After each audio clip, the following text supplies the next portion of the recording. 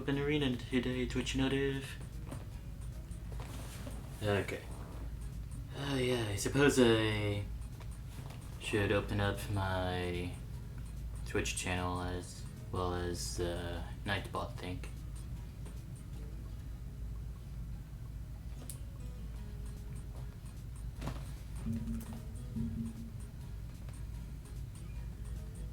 So I guess I'll do that real quick.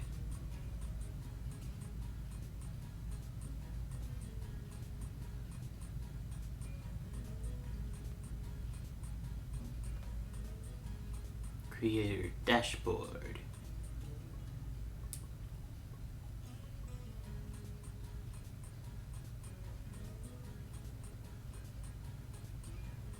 Wait for all this to load up very sluggishly.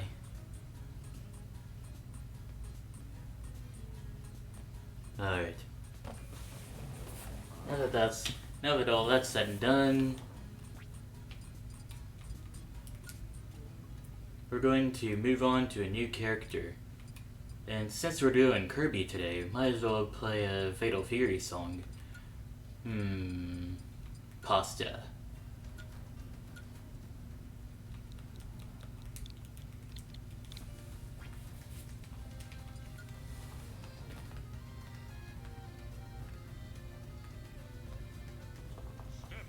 Alright, the arena ID this time around is 25XCJ.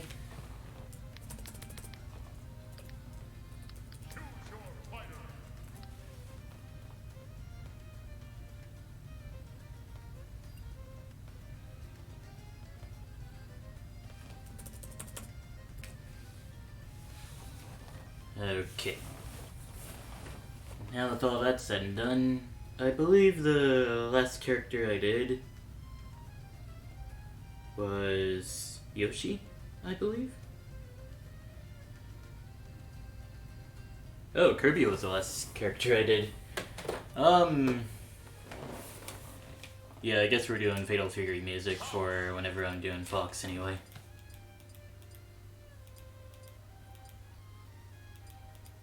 Actually, Black Fox looks pretty nice. Okay.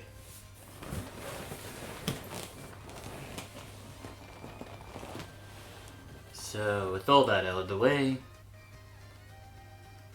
I like to think I had a decent April Fool's Day. Just seeing all the jokes that were pulled off, like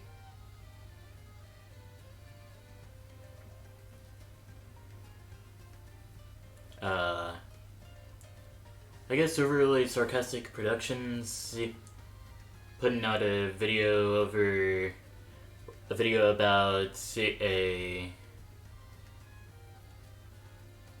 book called The Tale of the Samaritans or whatever that's called, and it's just 6 minutes of red and blue just having background chatter while the perfectly animated cat just does some stuff.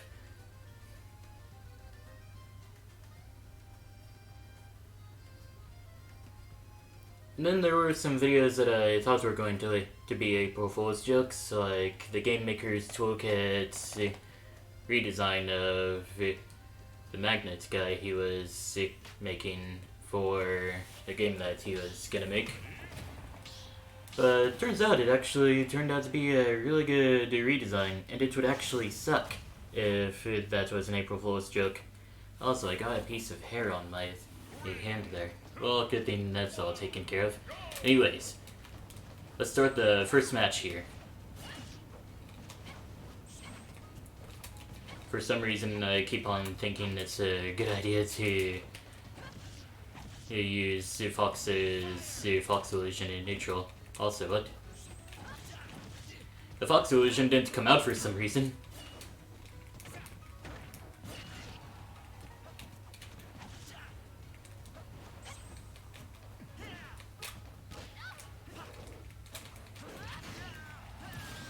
Man, I got launched real slow there.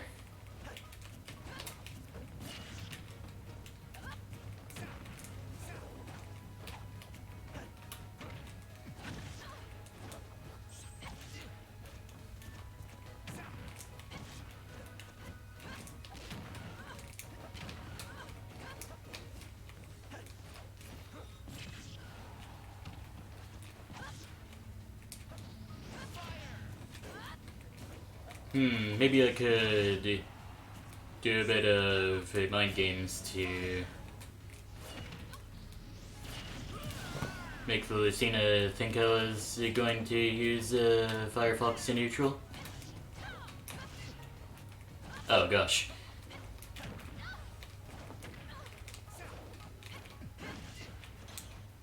Right, Fox doesn't have a counter.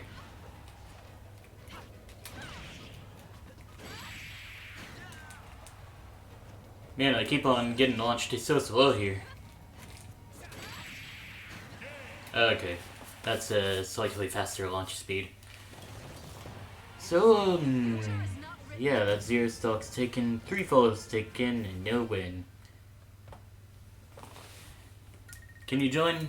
Sure you can. Man, that joke would have worked a lot better if I was playing as a Shoto. But no, I was playing as a non-Shoto. Actually, the worst Shoto there is, apparently. Fox can't even do auto turnaround. SMH. Anyways, on to Pokemon Stadium when I go.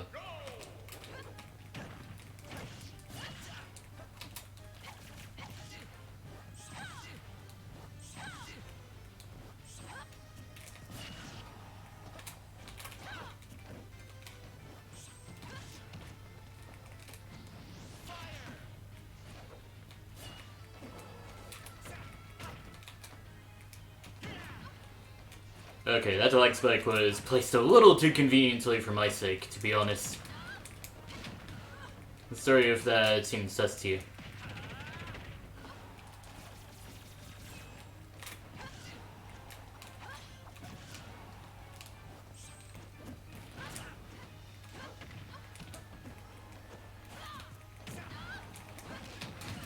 Oh, taking out my first stock of the stream. I guess it could just happen at some point.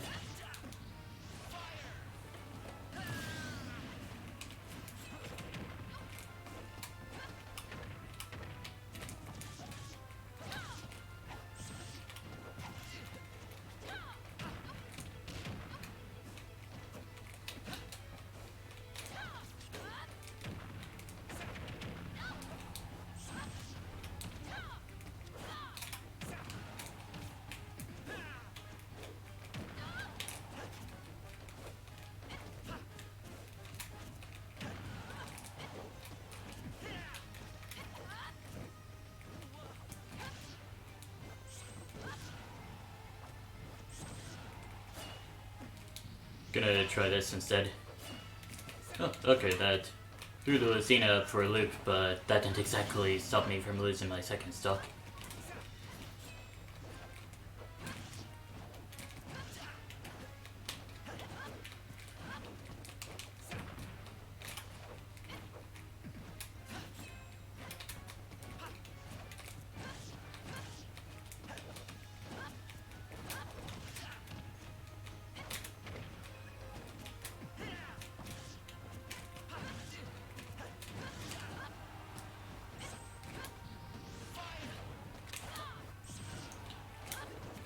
Yeah, no chance I was gonna try to do that, fulfill that roll read anyways.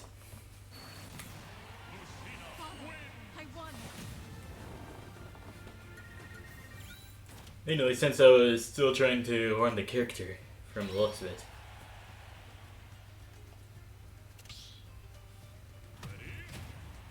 But yeah, I'm sorry if that sounded like if my previous statement about you joining sounded like sarcasm to you. I just happened to notice that my response sounded a lot like sure you can. Like, sure you can. I suppose that's how a game journalist who has trouble pronouncing some of the other stuff would pronounce sure you can. Like, if you put in this input, Ryu will perform his sure you can. But yeah, hi there. Anyways, let's get this show on the road.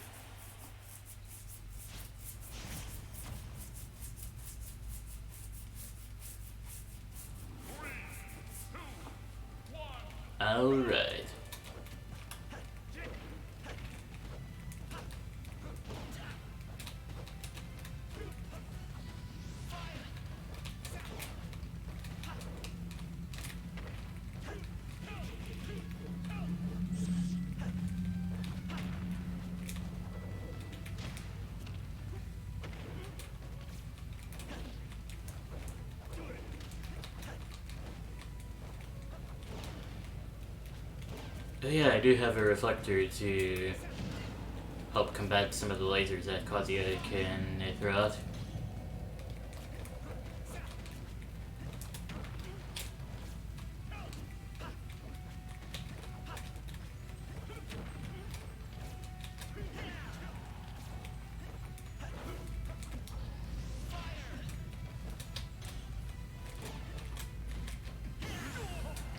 But I guess I do have other plans whenever Bushi decides to throw out a laser. Also, that up air looks like it shouldn't have hit at all.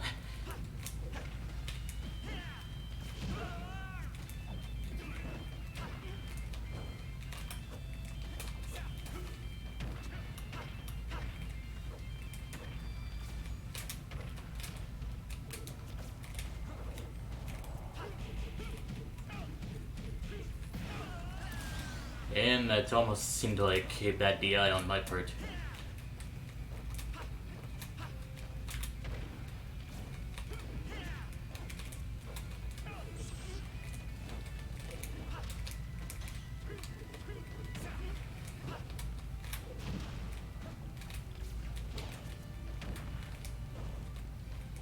But yeah, as Sakura did say, some characters can just exist under Kazuya's laser and just be fine, like Fox here, while he's dashing.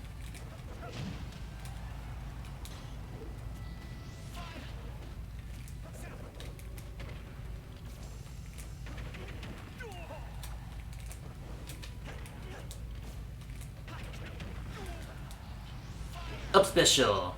Oh, that doesn't have as much kill power as Ridley's up special, sadly.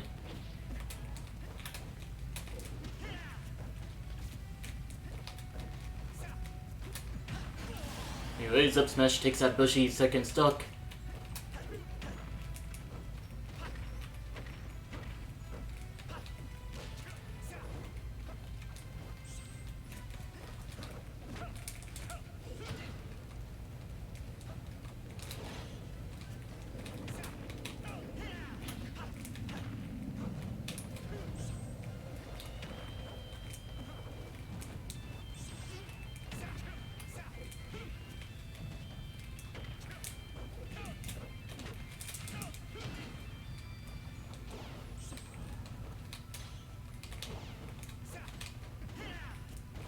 Those were some pretty close encounters there.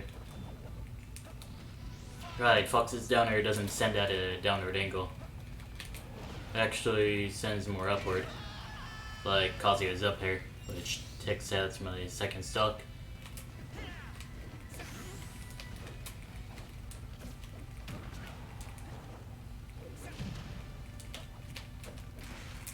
Reach dive. Puts in free 30% on me.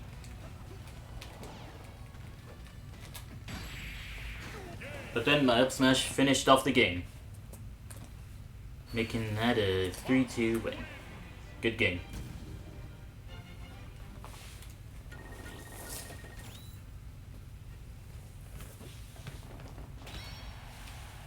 Next up is Wizard.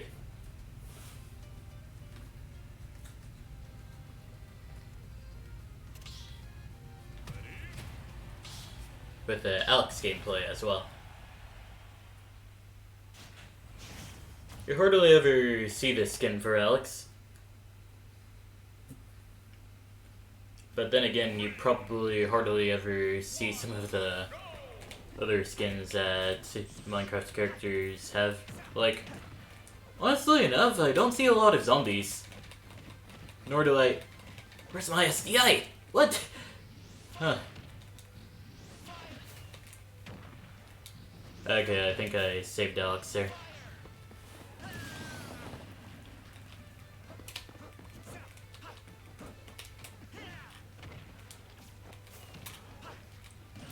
And up special takes, well, not up special, but the misfire of the up special takes out Wizard's first stock.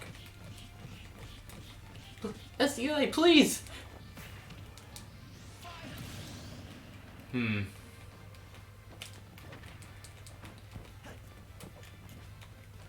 I think I'll count like one of the KOs in this battle as a self-destruct on Wizard's part.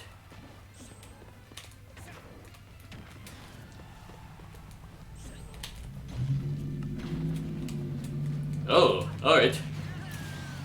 I guess I could just reflect the TNT's explosion and everything would be fine. SDI, please! No! Ugh. That's extremely damning. Especially since I would count one of the KOs on this battle as an SD. But yeah, it is what it is.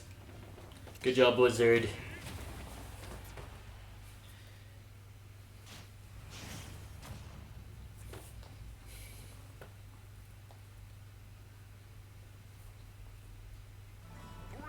Anyways, Kazuya versus Alex.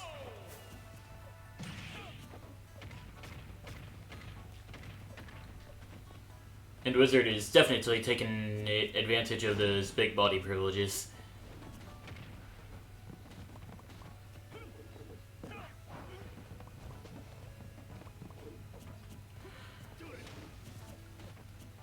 Now that I think about it, I wonder what would happen if Kazuya tried to use the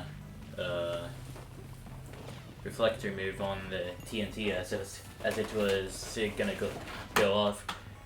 Like, maybe it's possible for him to activate the TNT using his reflector. Anyways, I'm gonna go get some water. Keep myself hydrated.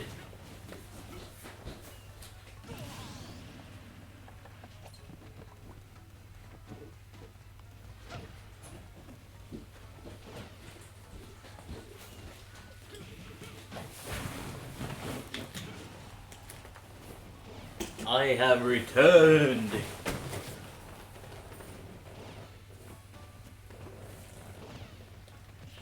And also, Wizard is taking great advantage of Kazuya's big body privileges again, sitting very comfortably at 3 stocks, 124%, compared to Bushi's final stock and 31% and counting.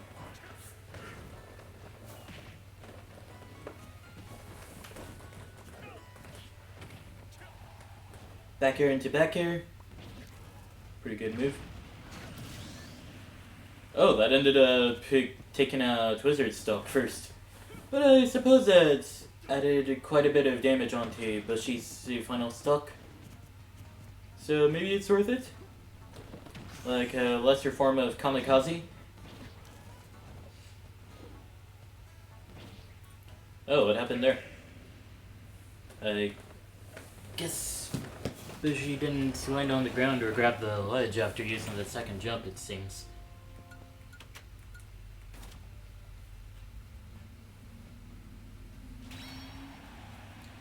Anyways, I'm going up against Wizard next. I'm gonna try my best not to get hit by that forward tilt stuff, since apparently Fox gets shredded by stuff like that.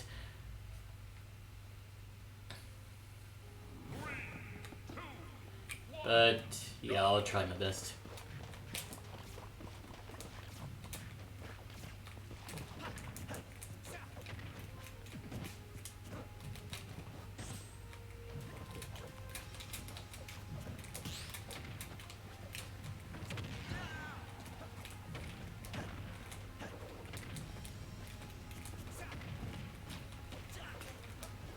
Well, fortunately, the wooden sword broke right whenever the forward tilt combo is about to be completed. Oh gosh, it's an iron sword.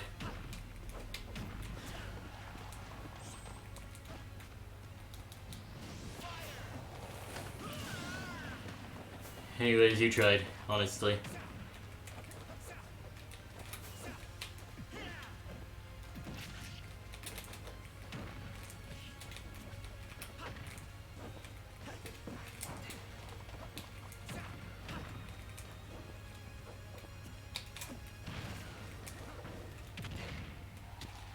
Alright, good combo. Down air into back air. Oh, I accidentally stepped on the pressure plate.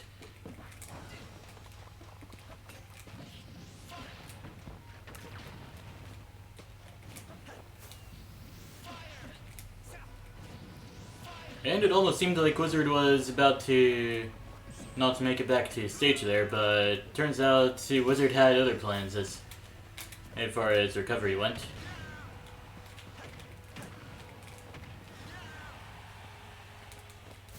Yeah, I kind of figured I didn't have a jump. Man, that drift doesn't seem that great.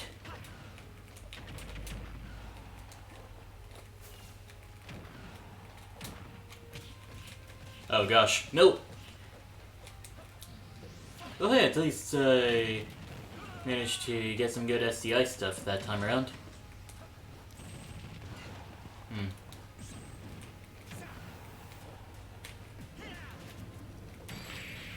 And then the back air takes out my final stock.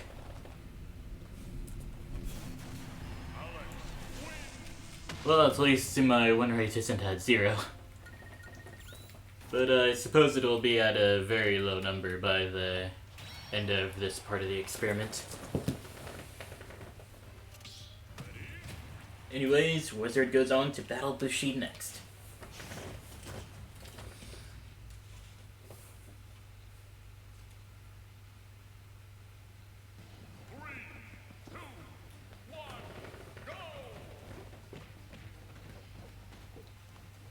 Here they are on Midgar, where some of the blocks don't exactly get placed according to plan, since I guess Midgar's platforms are higher off the ground than the platforms on the other stages. Well, on the other Battlefield type stages. Isn't saying a lot, since I think Battlefield has lowest platform. Well, those platforms of all the triplets. Oh, that's unfortunate. But yeah, for those who are wondering, the stage that has the lowest fall-through platforms of any stage, I believe it belongs onto the regular version of Luigi's Mansion, with those two platforms in the middle, in the bottom middle of the mansion that just are there.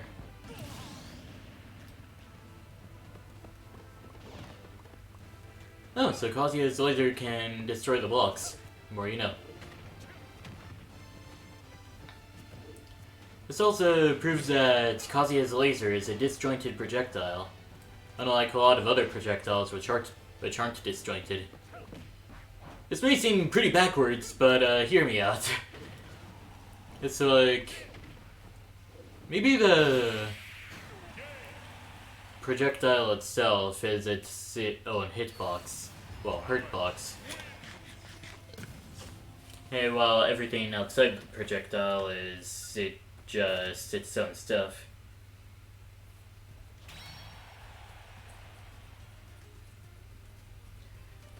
So yeah, maybe the laser has a big enough hitbox to help destroy the blocks, it seems.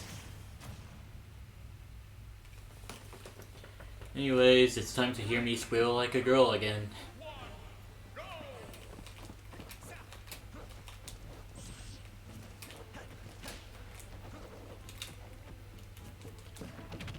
Well, at least I got some sort of percentage off of here.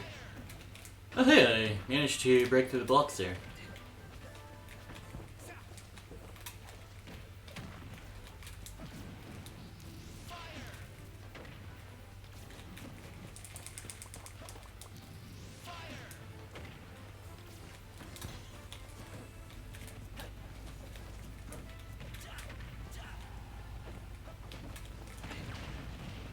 Oh, that's gotta do it.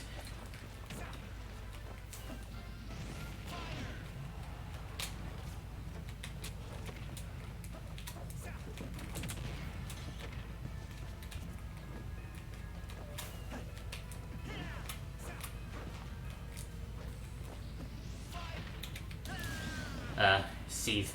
Okay.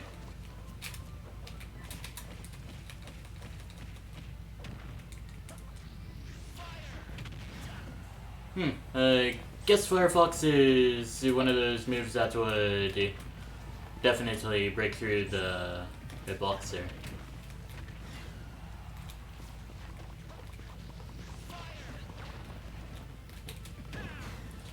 Alright, got it stuck. Hey Harley Elec, welcome back to the stream.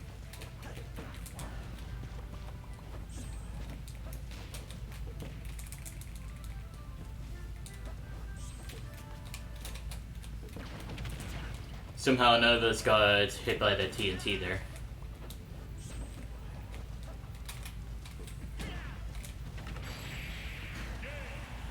And yeah, I activated my own death there. And the wizard goes on to stay in the arena for a bit longer. At least I took a stock there. Doesn't exactly change the average amount of stocks I have though. Da-da-da-da-da. Sephiroth.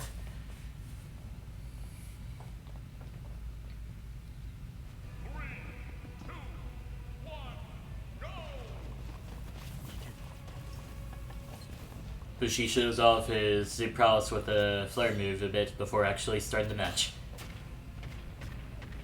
But Wizard strikes a first hit with the view up tilt. Sephiroth, even though he's a pretty big guy, he's also pretty light. So that kind of excuses him from big body privileges, it seems. But now that I think about it, it's kind of common knowledge at this point for Sephiroth to be light, I guess.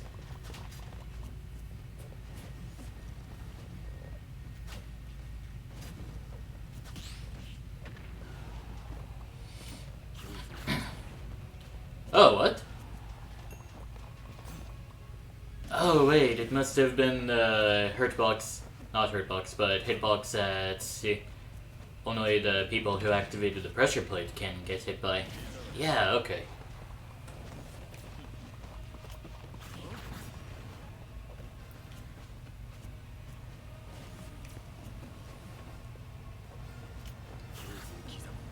Yeah, I suppose Sephiroth can be a challenging matchup since I believe he has one of the only attacks that can... well, one of the only characters who can consistently go through Steve's walls and all that. Autocorrect to double to your message. How did that happen? Huh.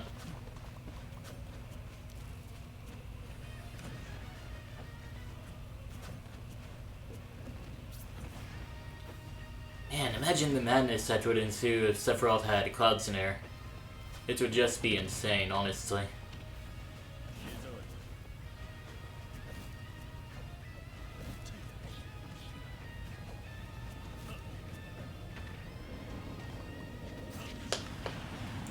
How's my week going? Well, it seems that as the weeks go on, I get less and less hours as far as my job goes. Maybe it's my boss telling me in a very polite way, yeah, you should probably get a new job or something like that. Although I'm not exactly sure what job I should get. Like, I guess I could work in retail, since I'm planning on getting out of the food business entirely.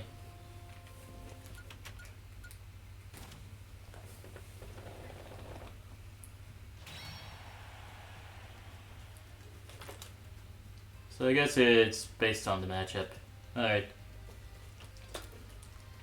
Wizard then goes on to have a Ditto with Harley Elec. Steve Ditto.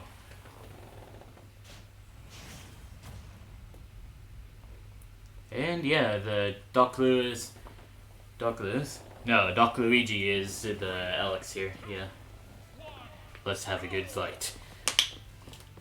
Starting off with the classic Steve stuff, and then Wizard broke the truce, immediately giving a 72% onto Harley Elec. Honestly, kind of a scary sight to see just senior percent climb up that fast. See, this is what happens whenever you let Steve do his stuff. So, yeah, it's kind of hard to avoid that if you're also Steve and you want to do that stuff. And the TNT sets Harley Luck into the stars. Must have launched you pretty far if it was KOing from the top on Wily Castle.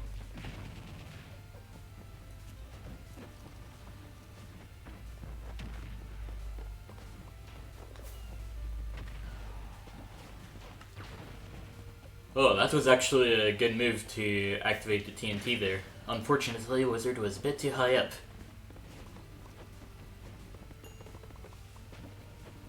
Double TNT? Ah, nothing really happened. They were playing this like they were actually using dynamite in real life or something, just staying far away from it.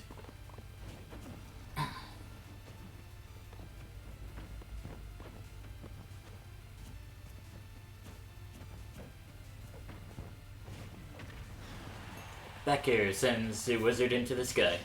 And then forward smash takes out Wizard's first stock. But then Wizard got the diamond upgrade and so does Harley Luck.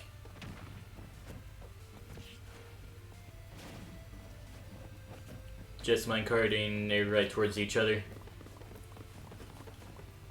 Some funny stuff can happen in a Ditto, like seeing the proof that some hit players share a brain cell. Like, I remember showing a clip the other day where two Sora players just used their magic at the same time, and it was just funny to watch. I guess that's an extreme example of what I was talking about.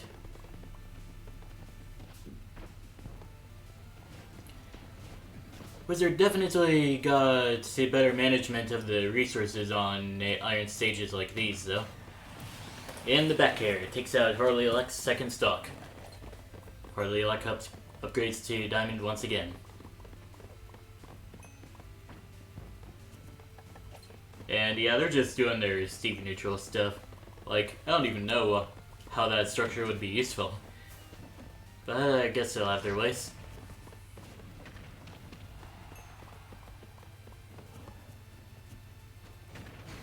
And the powered up minecart takes out Wizard's second stock. Harley Luck not even waiting for Wizard to upgrade to Diamond there. Well, okay, Wizard's already upgraded to Diamond, it seems. Yeah.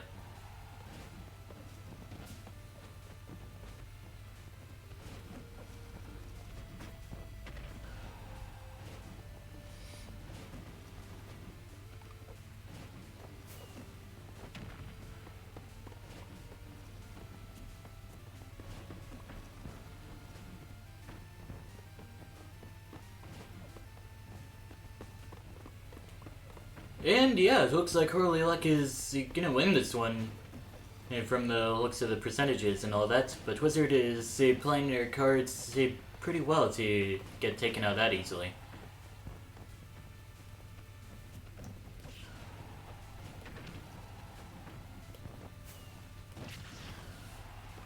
Only one good hit needs to be landed here. Or maybe some sort of fancy combo if up tilt can even combo anymore. Just playing chicken with minecarts and all that. It's like, whoa, are they gonna do it? Oh man, that actually would have KO'd Harley Luck if this was a different stage. Oh! Man, that was such a tight recovery that Harley Luck had to go through. And then Alex just took him out, just like that. Honestly, that was a good fight. I even said it on the results screen, even if I'm not participating in the match itself. Anyways, Wizard goes on to battle me next.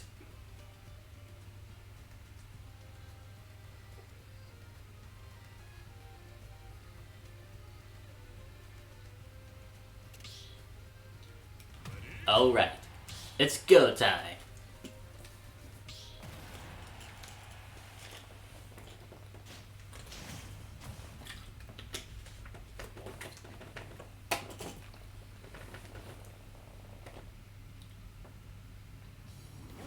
Here we are on Kalos Pokemon League.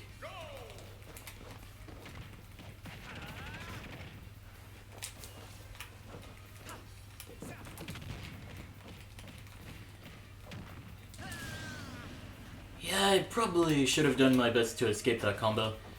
I wonder if Fox really does get shredded by... Well, okay, he clearly doesn't over long distances, but...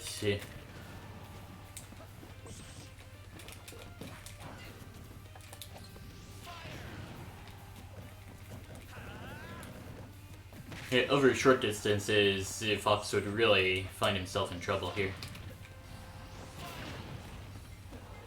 I was confused at what happened there.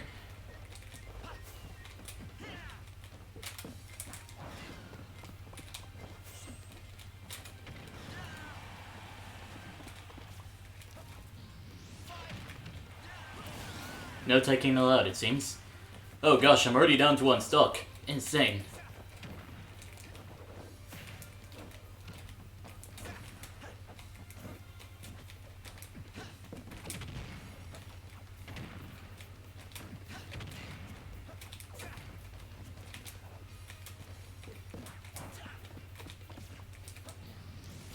You know, I'm just dying to whatever I just did there, huh?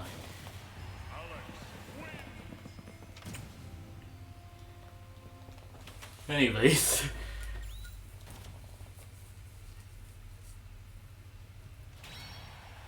Wizard goes on to battle Bushi up next.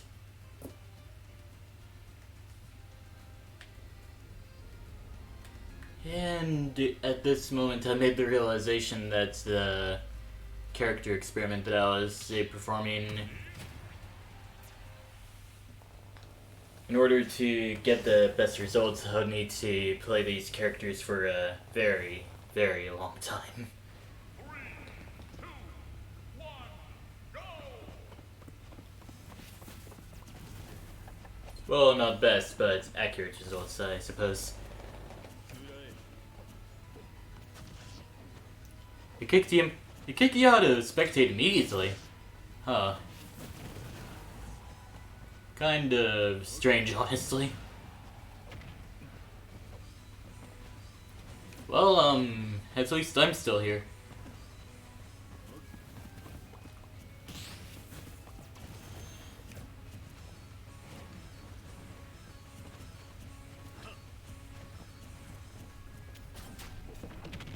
Okay, it just seems comical that each of Sephiroth's flare attacks, they don't affect the crafting table at all, it seems.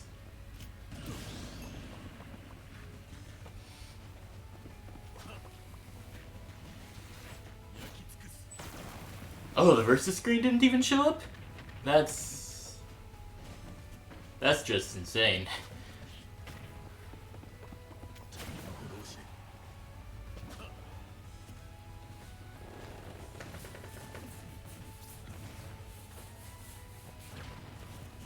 And it also seemed like it would have been a better idea for Bushi to go for that. For it though? Yeah. Whenever the TNT was about to blow up.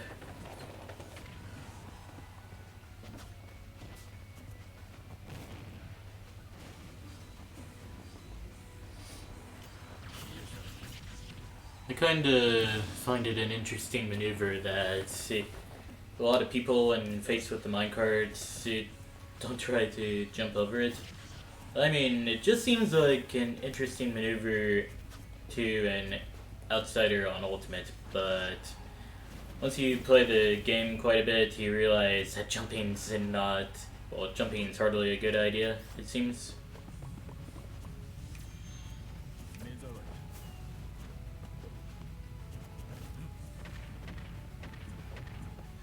Especially whenever you're going up against Plant, I guess. If you're not experienced in the matchup at all, then Piranha Plant would be a total nightmare. Just getting you with all the Pitsui and the Extendo Necromantic things.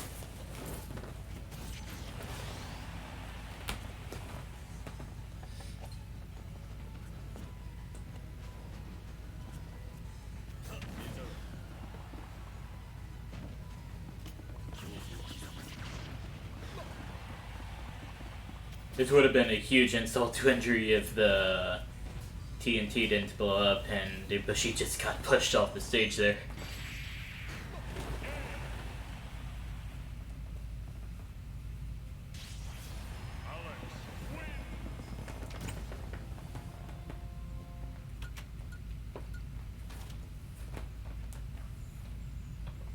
So yeah, that's the end of that match, with Wizard once again taking the victory.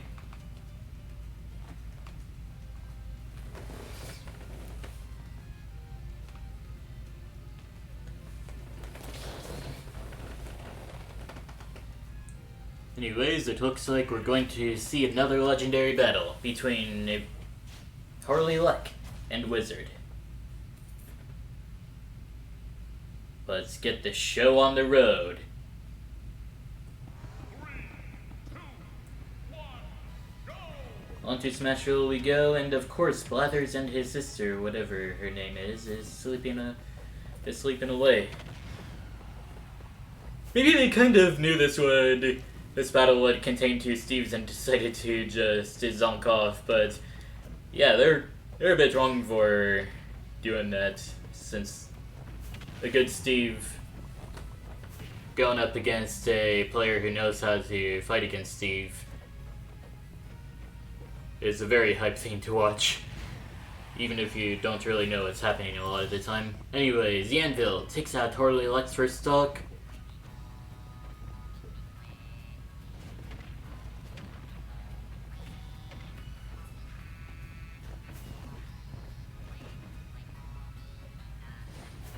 Harley Luck tried to go for the from the depths of the blast zone forward air, but it didn't quite work exactly as he thought it would.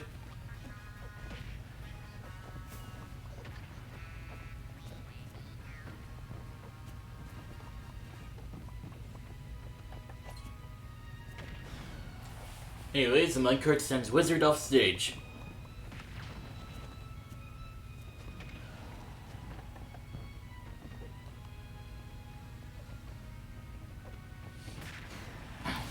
And the Fort Smash sends Wizard into the blast zone.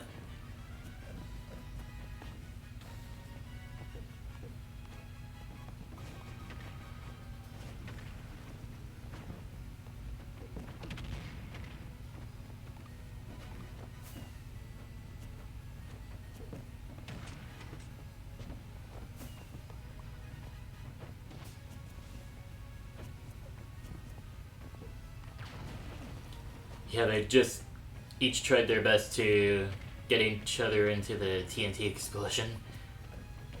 Just one of those games of chicken moments.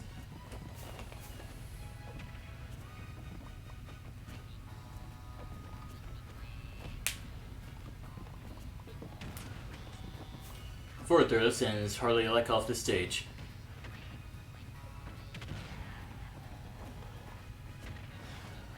And the back air almost sends him into the blast zone, but Harley Luck had other plans, getting forward smashed into the blocks that Wizard just built. I guess Wizard was just hoping that the forward smash would either send at a higher angle or the forward smash would just break the block entirely. Though, that's an interesting interaction. Alright. But yeah, I don't remember Steve's wooden forward smash just outright breaking the block entirely, like on one hit.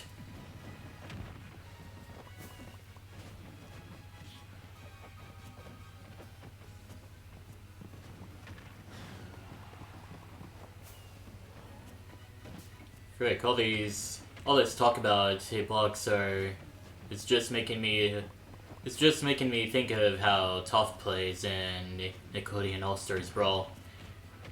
Like, last I heard, she's apparently banned from competitive play because she can just camp with her earthbending stuff. And not just camp in the traditional sense either. Like, she's able to place down a bit of ground as her down special, I believe. Yeah. and that bit of ground, it just... it's just pretty annoying, pretty toxic to deal with, especially combined with some of her attacks. Well, especially combined with some of her other attacks, like that one where she tosses a boulder or something. It's been a very long while since I've seen Nickelodeon All-Stars Brawl gameplay, but at least that's how I remember it. Maybe Game Mill Studios changed up quite a bit of things after that.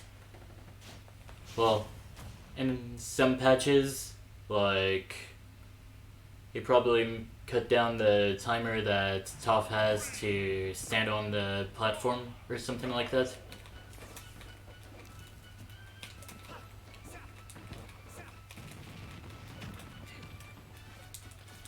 I'm just gonna shoot Steve.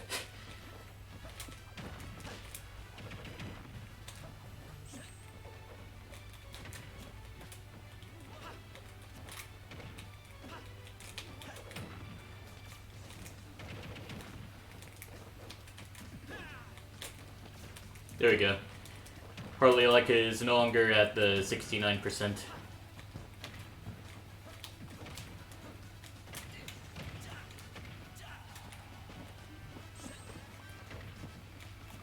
Well, I hit the pressure plate, huh?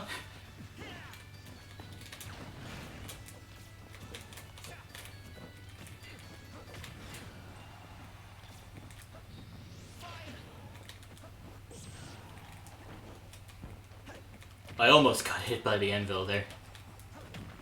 But then the back air takes out my final stock. This emote is hilarious. I'm glad you like it. No, I messed the iron in the wrong direction! But fortunately, Harley Aleka didn't get a lot off of that. I'm so lucky. Alright.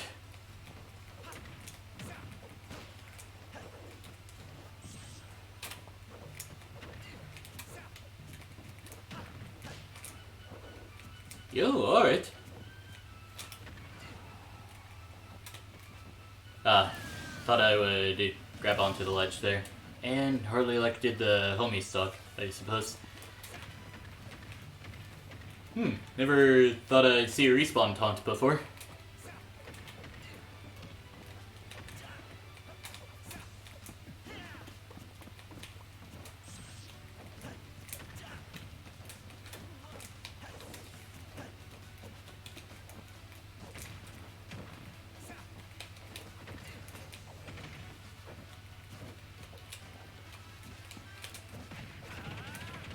Seems Harley Aleka was looking for a chance to upgrade his tools again, and there he had it. Upgraded to stone tool. Cool. Not cool. Not cool. Very cool. Very cool. Okay. And the up throw takes out my final stock.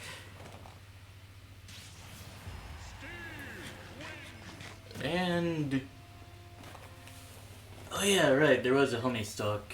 So that'll just be 1 stock taken, 3 stocks lost, and no win once again.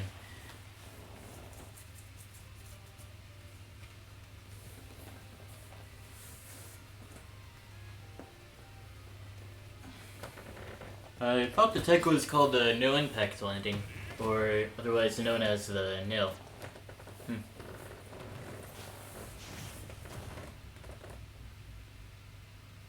Okay, now that I think about it, I guess I could see where the Nickelodeon All-Stars Brawl meta is today.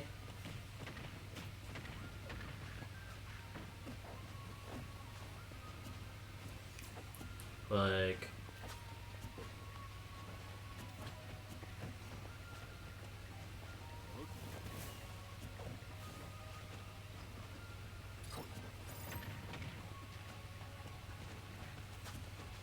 I'm pretty sure Shredder is out now.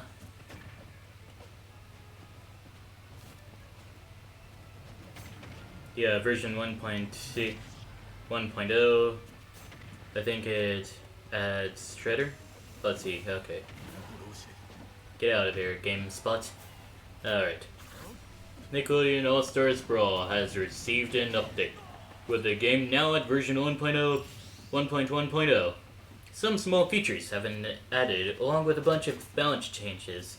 The full patch notes for Nickelodeon All-Stars version 1.1.0 update are as follows. Added the option to play versus with another player in training mode when two controllers are connected. A new option was added to have CPU versus CPU local matches. That wasn't a thing? Well, at least it's a thing now. For those who are speedrunning arcade mode, we added a timer to the HUD in arcade mode. Also, loading times are no longer included in final time. Character selection no longer resets when entering the rules menu. A timer was added to the online modes for the character and stage selection. When the timer runs out, a random character and stage are selected to start in the battle after it. I guess that's one way to help out with challenges and all that. Stage collisions have been improved to prevent phasing. UI now properly adapts to different screen aspect ratios. Nice. And we got minor UI tweaks. Yeah, tweaks. Okay, universal balance changes. Grounded normals now cling with grounded normals. Always. Grounded normals now rebound against grounded strongs. Always. Grounded strongs now beat out grounded normals. Always. Aerial normals now never collide with other hitboxes, excluding projectiles. Aerial strongs never collide with other projectiles, including projectiles and RPS win-loss interactions, like rock, paper, scissors win-loss interactions. Rock, paper, scissors loss length increased to 30 plus half your current percent for duration as far as frames goes. Rock, paper, scissors loss takes hits done from winning strong attack. Loss takes damage from winning strong attack. Initiating a dash dance now puts a character into a brief turnaround stance for a frame and keeps the character in place for slightly longer before initiating the next dash. Yeah, this patch almost seems like the type of patch that would turn a lot of players off and all that.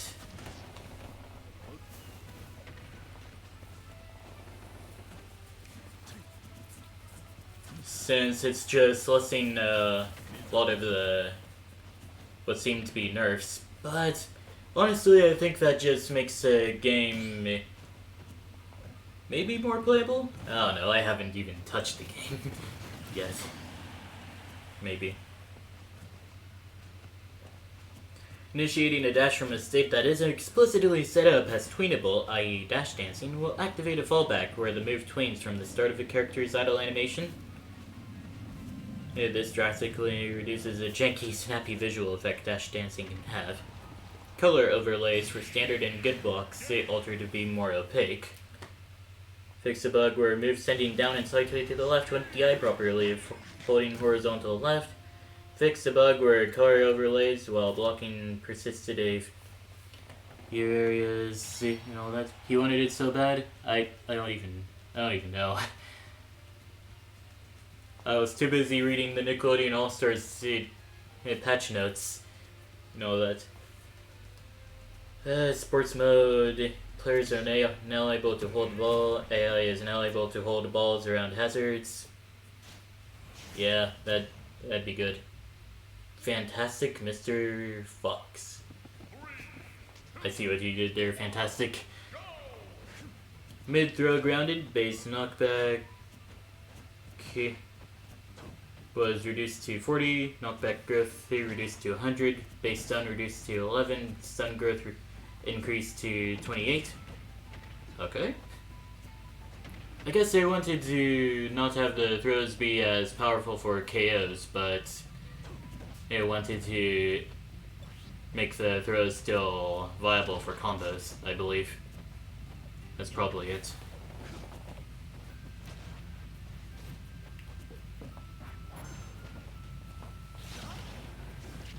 And mid-throw aerials base knockback was decreased to 45, base stun decreased to 10, and stun growth increased to 22. Yeah. Okay, now we're going on to the characters here. how do you? But first, see, to not ignore the chat. How do you stream on the Switch? Well, I guess there are quite a few ways to go about this, but the way that I'm doing it, I'm using a device called an Elgato. I just hook it up as intended, and I can just use OBS, which is a free program to stream all the stuff onto Twitch and all that.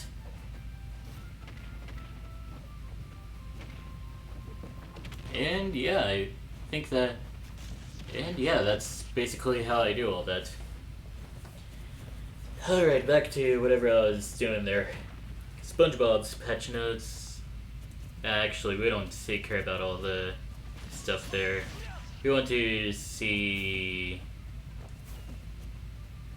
any sort of patch notes for Toph.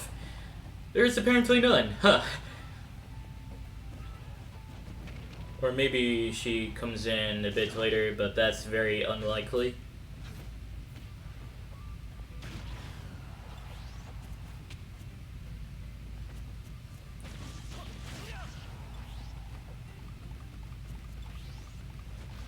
Alright, yeah. No patch notes for Toph. Maybe it was an immediate patch note then. Oh yeah, the Elgato can basically stream any sort of HDMI output. So Xbox, PlayStation can also work. Just anything that has an HDMI output. And yeah, if your laptop has an HDMI output, good news. You can stream your laptop using Elgato, which seems redundant on paper, but whenever you don't have beefy computers like some of the more popular streamers do, then you'd be thankful to just have a second computer to also handle some of the heavy lifting as far as streaming with Elgato goes. No guarantee it would work?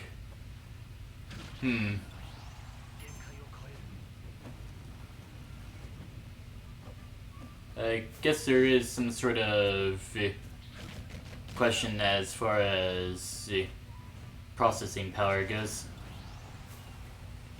But yeah, I do believe that some of the lower end computers can stream Elgato. Dude, just up throw! Well, okay, I guess back throw somehow worked.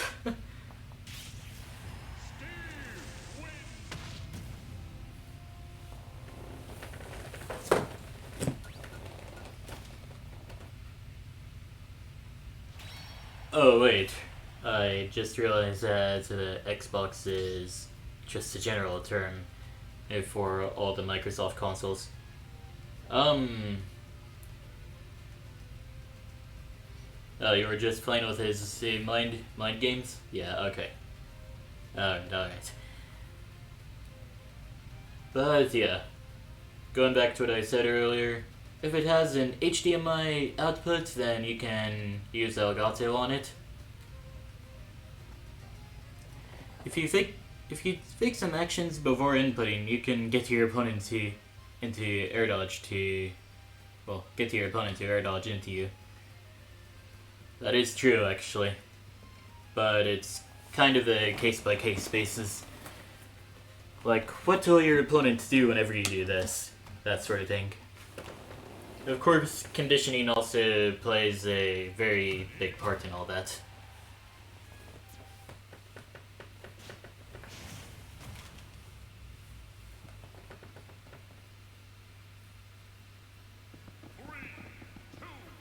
Anyways, here we have another legendary battle between Harley-Lek and Wizard. This time we're on Battlefield, which is ideally Zoner's Paradise. Hey, did the wooden pickaxe break already? Well, hey, at least Wizard has enough resources to upgrade to iron.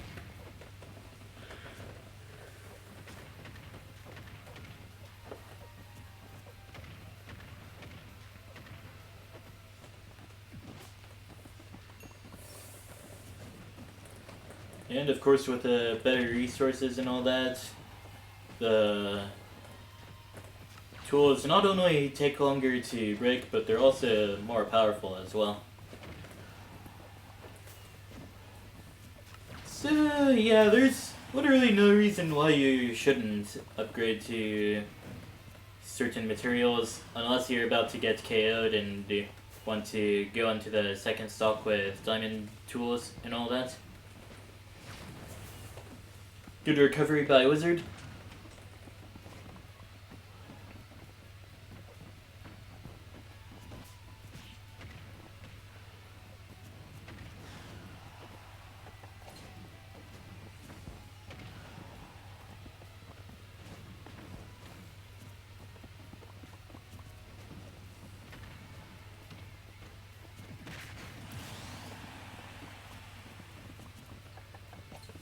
Alright, I just thought of here's some examples on how streaming stuff from a computer that has HDMI output onto your Elgato would work well. Like, what if you're playing a game that requires quite a lot of processing power, and just using OBS to stream the game would require even more processing power? Well, you could. Well, if you have another computer lying around, then boom, you could just hook your Elgato up to the.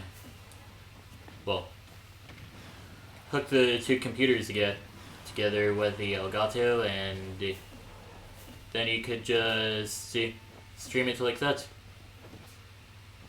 But yeah, the one thing I highly recommend that you don't do with an Elgato is use a Elgato program with your Elgato.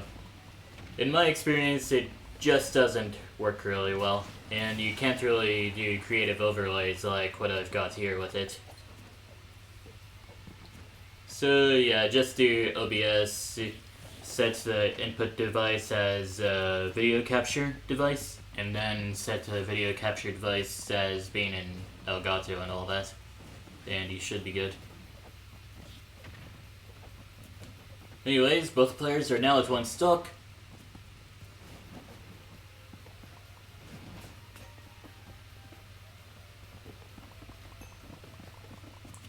And it's time to do all the Steve neutral stuff.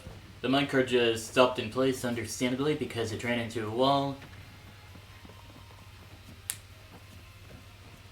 Wizard definitely seems better equipped for the situation because of all the good resource management stuff.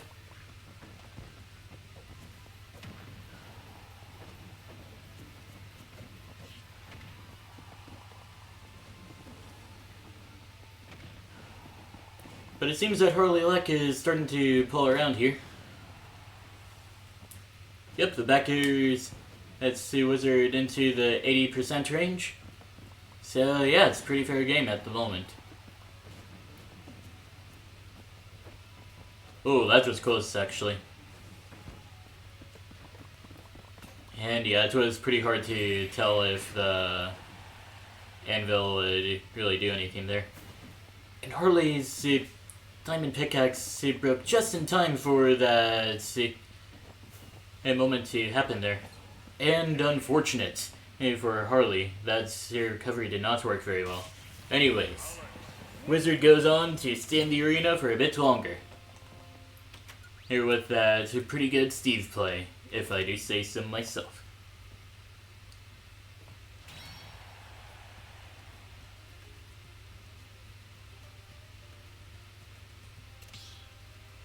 Alright. Going on to Battle Wizard up next.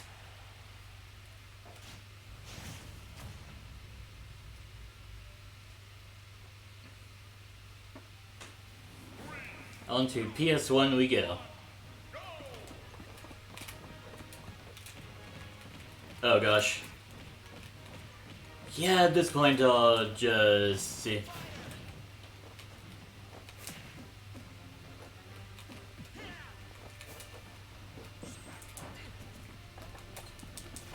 Hope that I get all the good stuff and all that.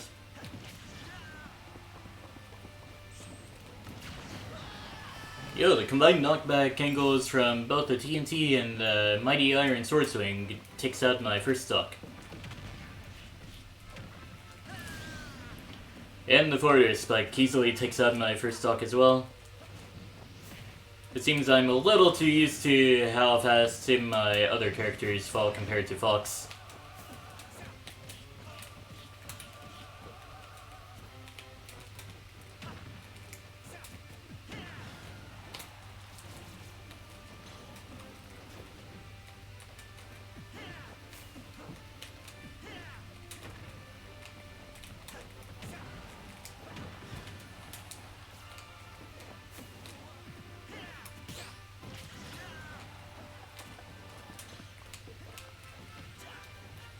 I was looking for that minecart to come out, but then I realized that Wizard doesn't have any iron on them. So I guess that also means that Wizard can't use a down air. That meant to be down smash.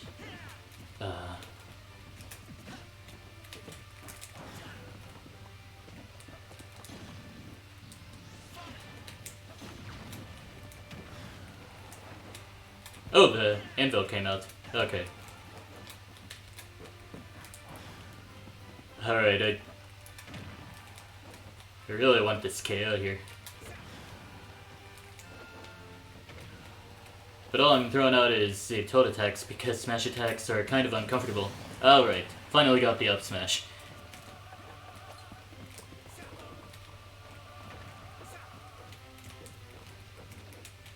And as a consequence for Wizard getting first stock taken out, well, getting stock taken,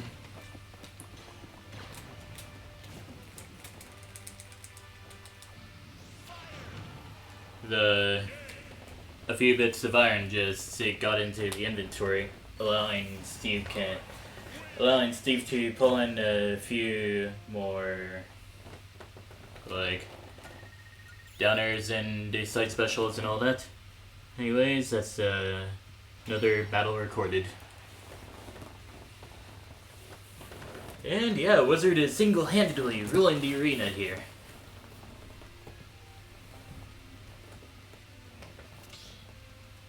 Going up against Bushi up next, with Bushi playing as Zero Suit Samus.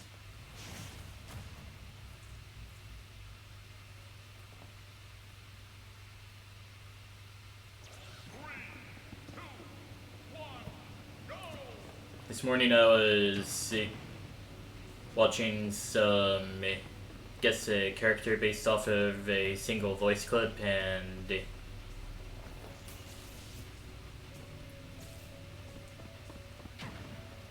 Wadi was saying, you know, ZSS is, it can be sassy, but she doesn't say any voice lines like that. And just seeing the battle portrait for ZSS, I'm like, yeah, she do be sassy, alright. Like, up until today, I only saw it as some sort of a glare at the opponent for the battle coming up.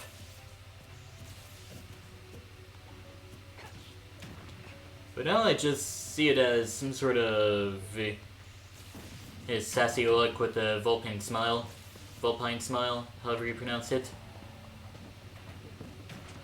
And also, ZSS is one of the bad matchups for Steve, undoubtedly. Oh, good use of the TNT there.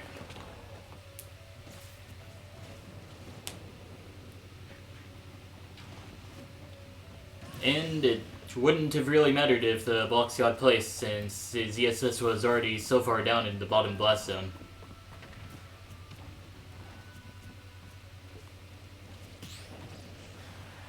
Plasma Whip takes out Wizard's first stock.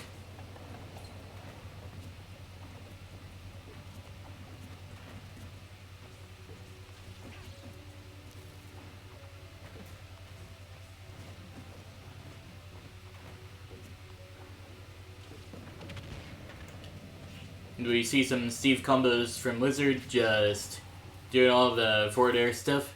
Forward air, forward tilt stuff, anyways.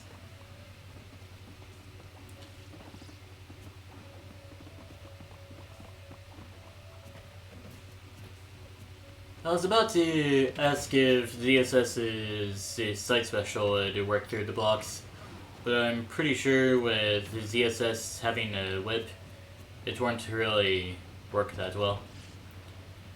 Like, I remember how betrayed I felt whenever I saw that Simon and Richter's whip attacks don't work through walls and ceilings. Maybe if Ultimates didn't also focus on bringing back all of the stages in the entire Smash series, then things would have been different. But yeah, that's just how things stand.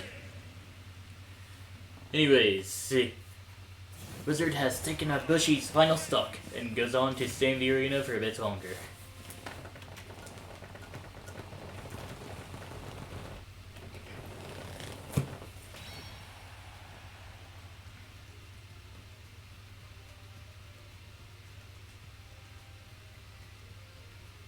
Wizard then goes up against Fantastic Mr. Fox once again, who isn't playing as Fox at all, actually. Missed opportunity.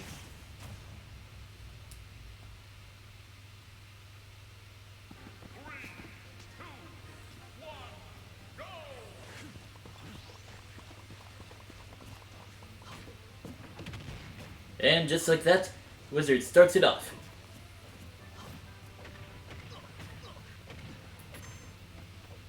A few Steve combos later, and Fantastic is now at 77%, with Limit in his disposal.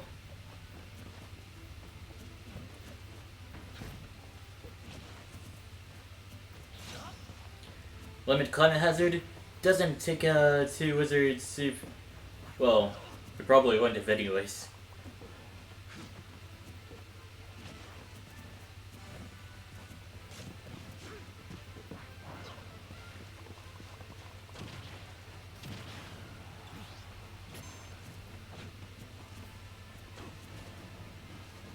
And yeah, Fantastic's got the limit up again. Probably gonna use it wisely and not let it run out after 15 seconds. Oh well. Commentator's curse. Although I kinda saw it coming anyway. This may be random, but have you ever watched a ghost caught on streamers? No, I haven't.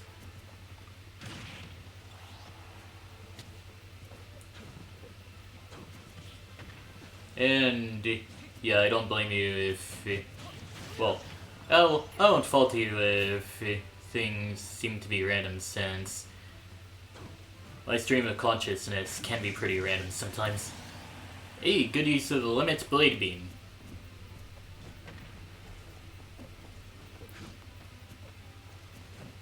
Just catching Alex right on the ledge there.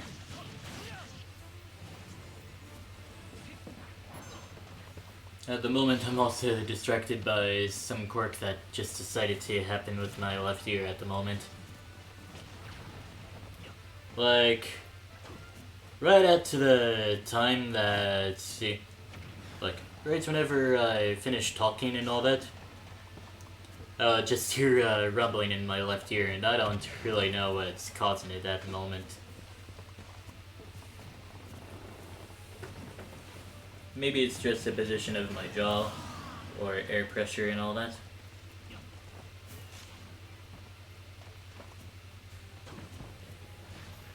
Yeah, it's probably position of my jaw.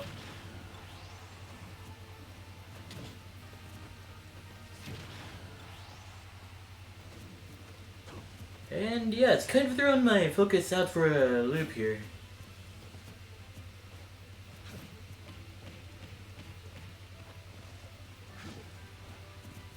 I guess I could just try to pop my ear. Kind of like how one would do on an airplane to avoid air pressure stuff.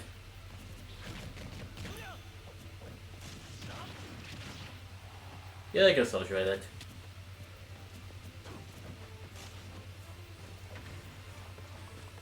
let's see if that really worked.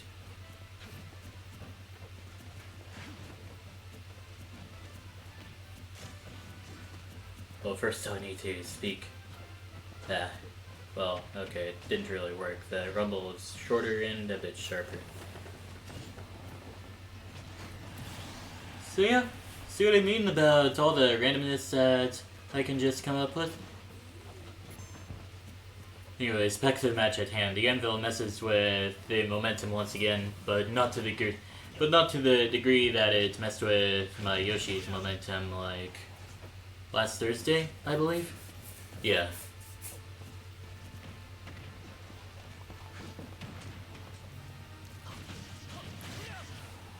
Cross Slash sends the Wizard into the 80% range. Fantastic's actually giving Wizard a run for their money right now.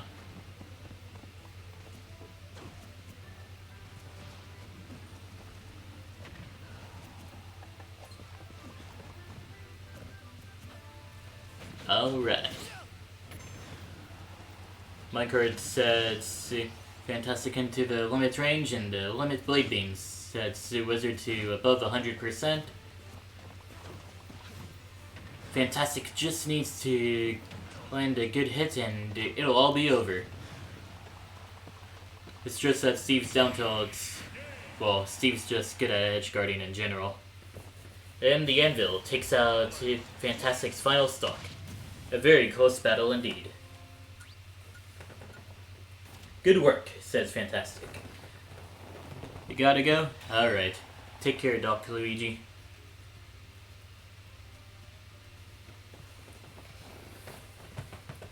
Which means that Harley Like and Zhang Damin will be battling next.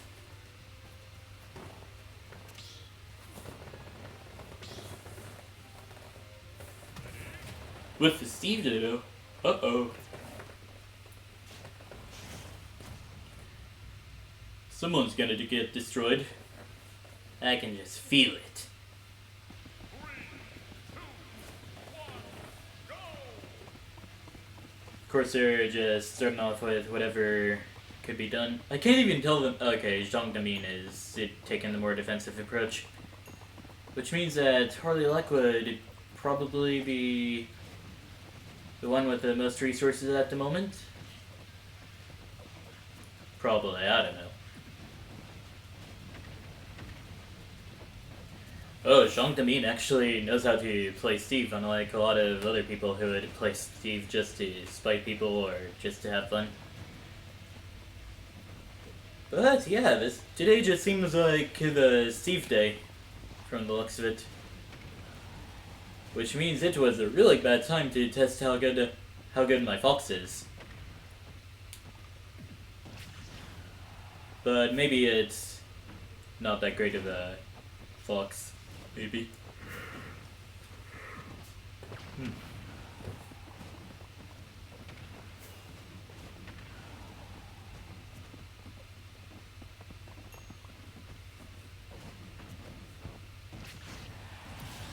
Good board smash from Harley Luck takes out Zhang Damin's first stock.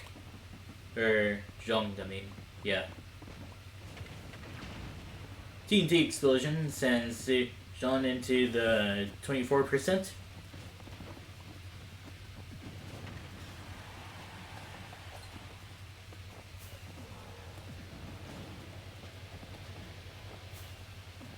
Harley Luck successfully goes under this stage. Good use of Steve's tools and all that, since Steve can use his minecart infinitely as long as his minecart isn't out. Well, not infinitely, but as many times as he wants to. And the powered up minecart takes out Harley Luck's first stock.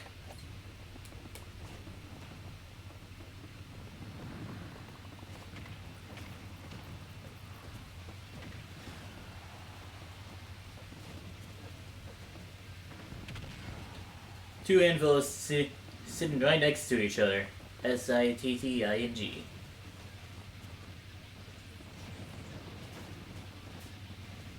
But yeah, things are looking kinda chaotic at the moment. Almost as if D4C just ripped a hole into reality and sent in another Steve. Except the battle is going on a lot longer than it would have. Good swing of the golden sword takes out Zhong's second stock. Harley Lex just sitting comfortably with 2 stocks and 63%.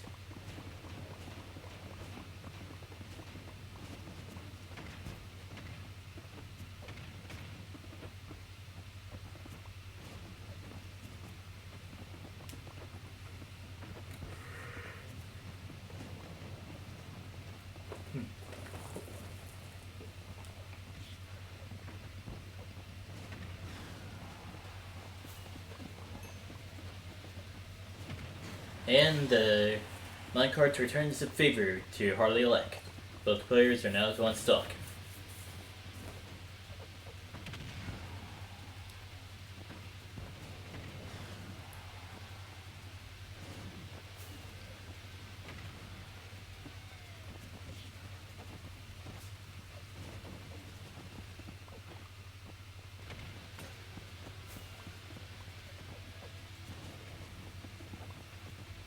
And yeah, both players are now playing the Steve neutral.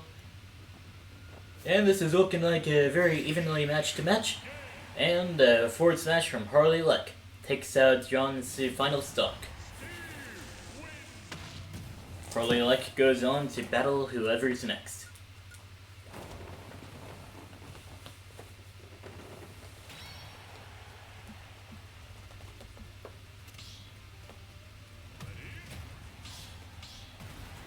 So yeah, in case anyone was wondering, in the case of a complete ditto where both players are wearing the same alternate costume for the same character,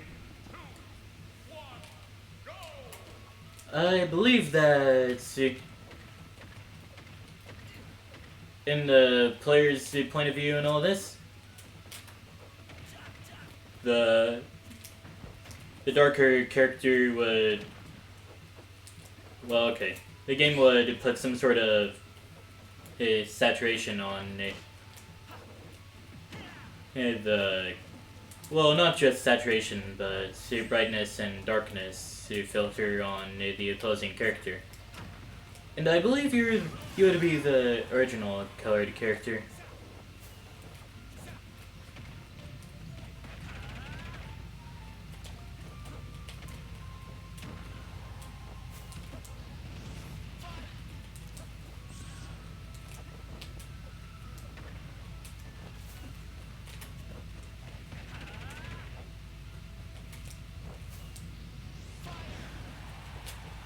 Harley Lek just happened to get saved by the Fireflux there, since it just didn't seem very worth it to not recover in the name, well, for the sake of getting the first stock down. Also, I need to throw out some more smash attacks. Fox has relatively safe smash attacks, if I remember correctly.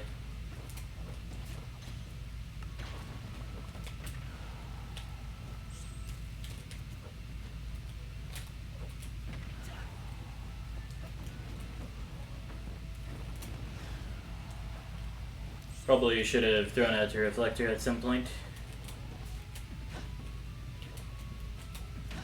There we go. Up smash takes out Harley Lek's first stock. Now I'm gonna roll behind him. Alright.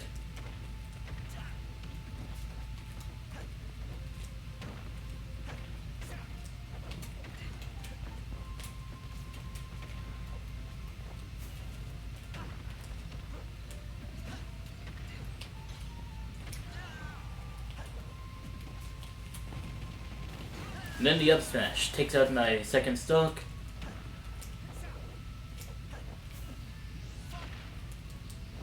The sweet spot of the forward air didn't exactly take out my final stock, but I guess whatever I just did didn't really work out. Okay. Same result as before. Yeah, that sure is that.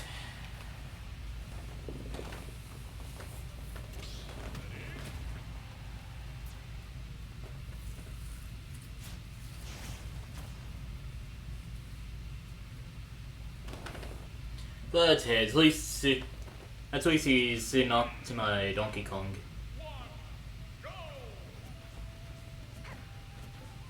What?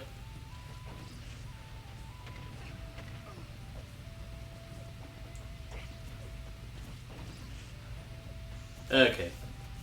There was some sort of glitch that rendered all the notes that I had for the second character experiment just completely invisible. Fortunately, that resolved itself quickly.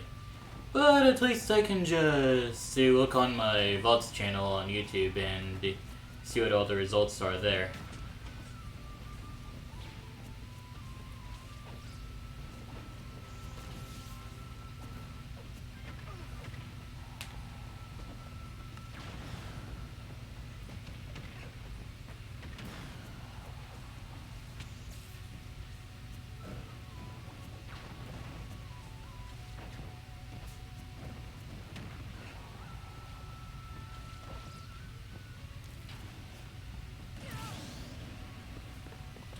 But yeah, at least my Fox is better than my Donkey Kong.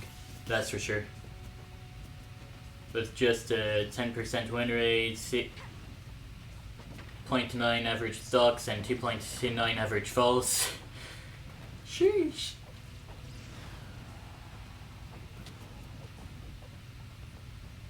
Meanwhile, my Donkey Kong has a win rate of 0, 1.18 average stocks, and 3 average falls.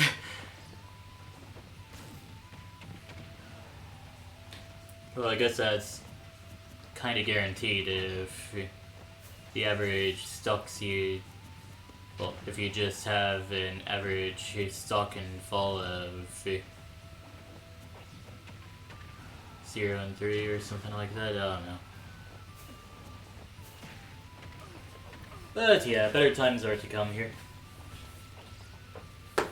Since the second character experiment is just supposed to be a window of my skill of Smash Ultimate. Oh, I guess Harley had to be AFK for some reason. You almost got that? What? I guess I didn't see that at all. Huh.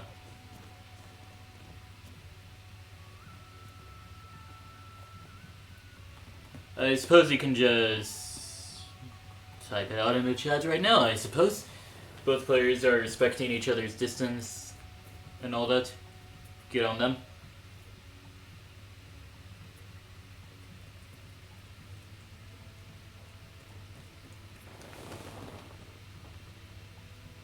Okay, I guess we'll see the clip in question.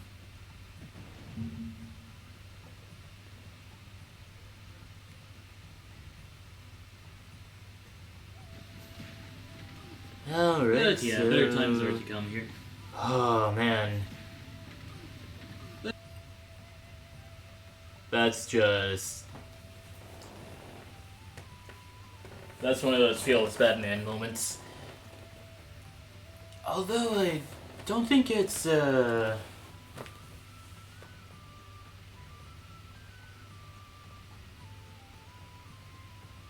don't think it's an actual Twitch emote we have here.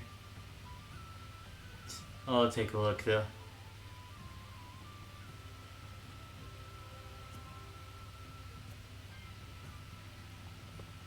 Oh man, it's actually really laggy to try to find an emote on the OBS Twitch thing. Also, for some reason, the stream is unpaused on the other end.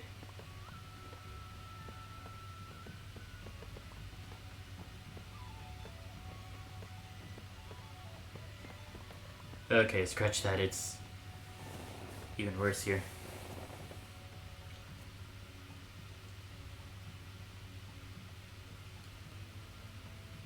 Yeah, Harley is probably just contemplating all the stuff that could have happened there.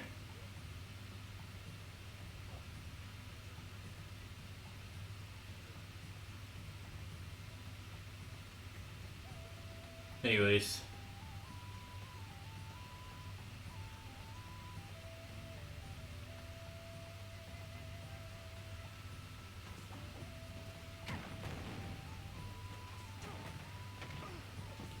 Okay, the battle has officially gotten underway once again.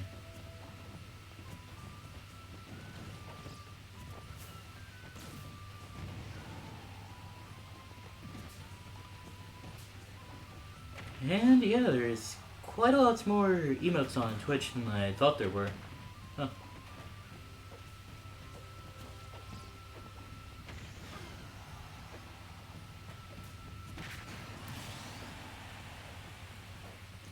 Well, now I know.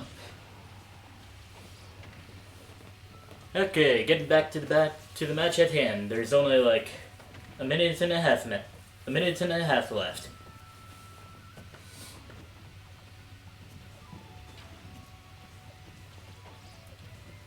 Just gotta get some good hits in, and we probably won't be going to time here.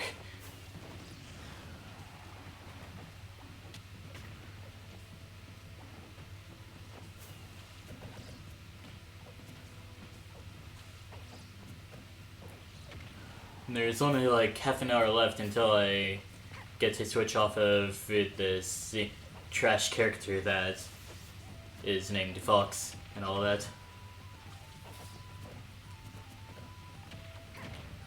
Just go on with the other stuff that I feel like doing, like I decided to switch up the Mii Brawler moveset a bit. And I made the realization that Trevor Homerun doesn't need to deal with everything with his fists. He could just do some other stuff like the burning dropkick.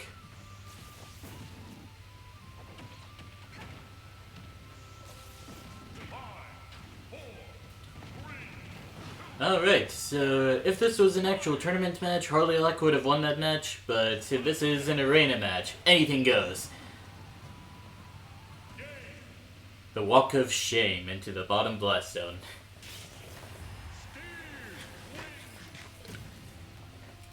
Anyways, Harley Luck has won the match and it goes on to stay in the arena for a bit longer.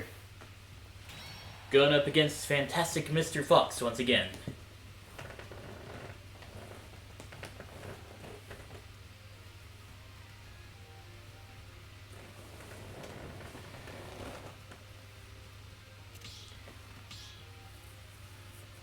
And yeah, understandably, Harley Luck would probably be. Oh, okay, I guess it's my turn to go up against the Fantastic Mr. Fox.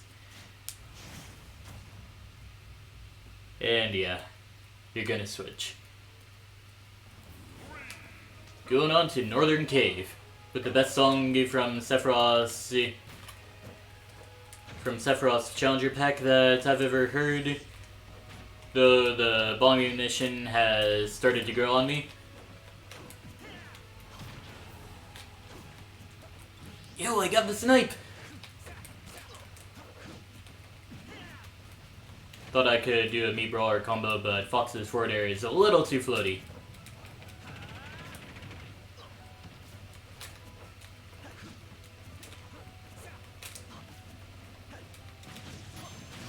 Cloud now has the limit.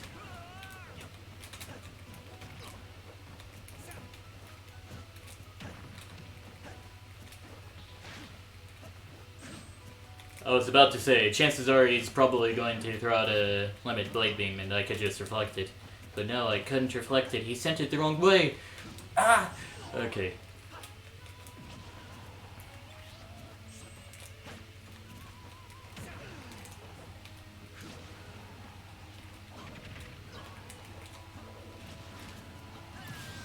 And yeah, I managed to just die due to Fox's small body privileges.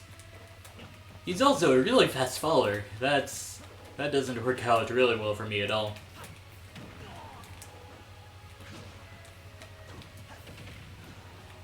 Limit has been burned. And the up air takes out the Fantastic first stock.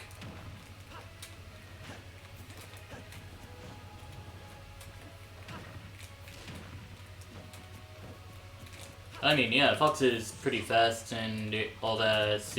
Works pretty well as a combo character, but he just isn't for me. That's why you trash.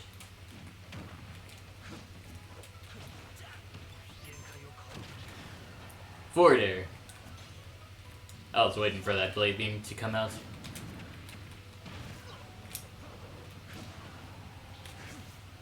Oh, blade beam comes out slowly in the wrong direction once again. Now, if I was playing as Falco and I missed that Falco Phantasm, then I would have just straight up died there. Oh, cool! Someone else is in the arena.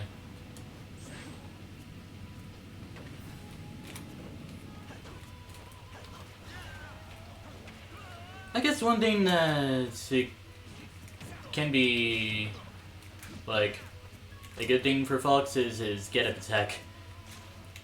Like, it just seems so safe. Just perform the get-up attack and he just he pulls himself towards the ledge for some reason after the attack is finished.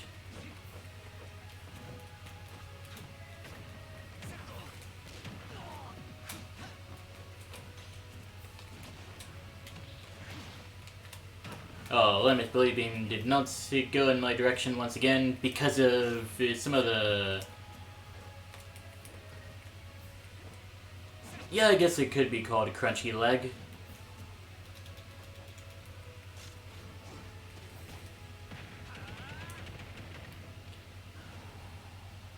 But yeah, we playing Super Smash Bros. Brawl here.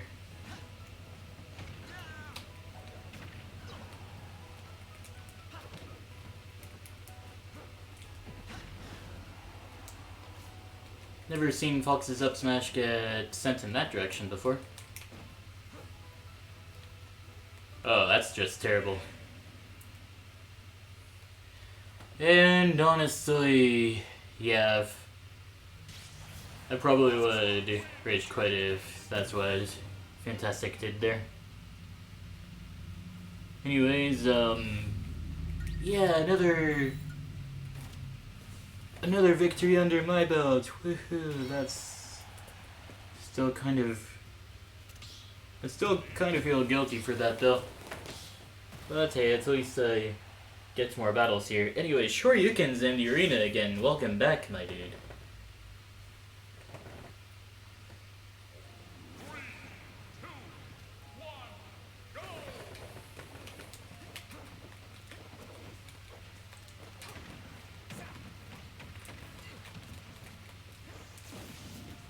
Oh yeah, I could probably use the reflector to my advantage here.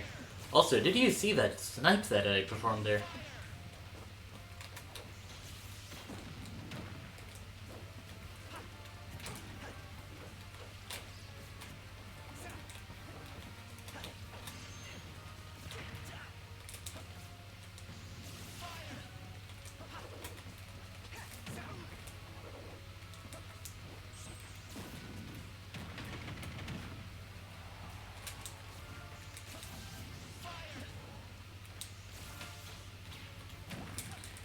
Ah, the flip jump. Almost takes out my first stock. I went to save you. Ah. Yeah, I guess I'll count that as a self-destruct.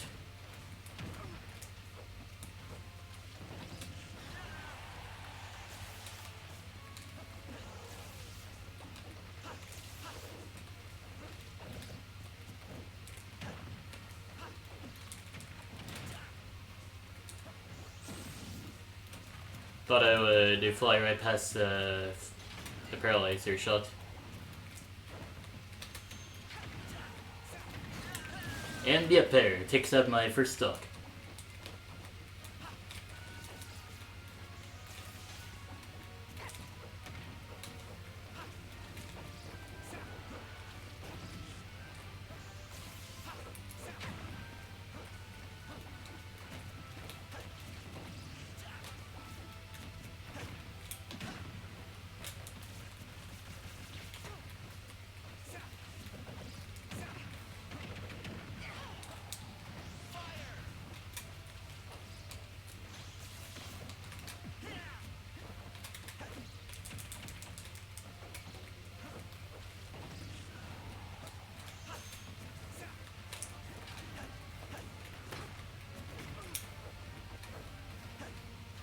Well, it seems I'm somehow doing good stuff with Fox here.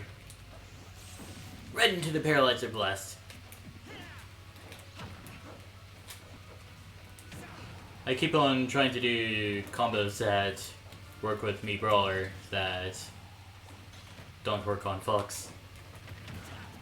Like, Lightning Nair down tilt into forwarder. That's a Mii Brawler combo right there. Could even say it's a Mii Brawler combo.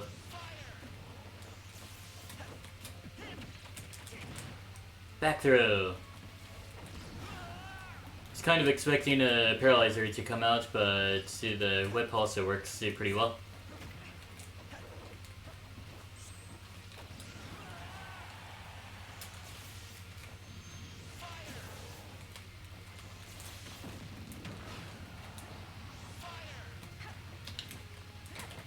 And also Fox's up special doesn't work as a kill move.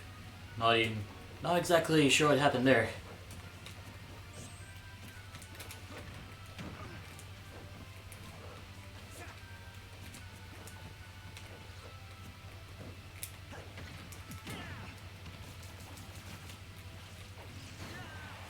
And the Plasma Whip takes out my second stock.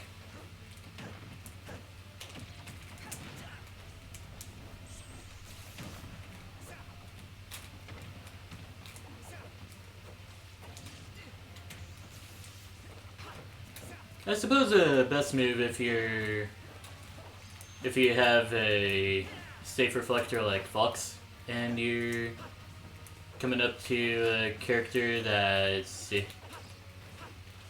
has projectiles that can be easily reacted to. I suppose the best move would be to wait a bit and then go with the reflect. But of course it doesn't pay to do that all the time, since that'll stop the opponent from throwing an attack at themselves and all that.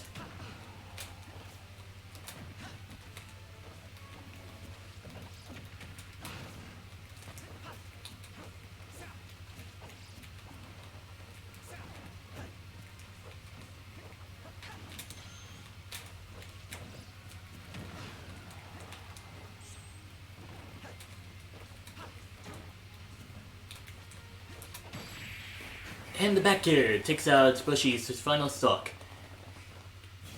A victory I felt like I actually earned there. Woohoo, go me.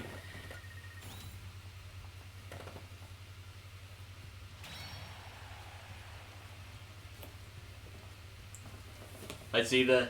I recognize that's a Ashley profile picture, and yeah, good to see they changed their name to something a bit more appropriate.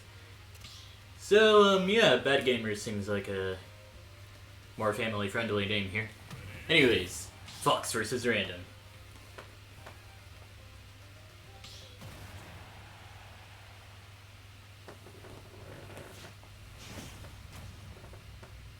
And Random has chosen Shulk for Poorly Elec. And yeah, good game, Bushy.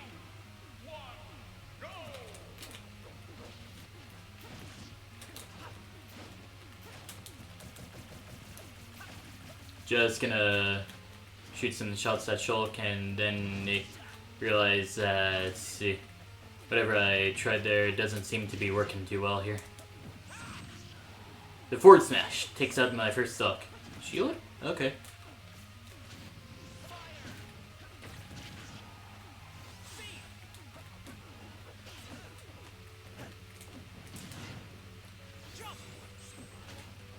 Probably like just playing around with the Monado arts. Yeah.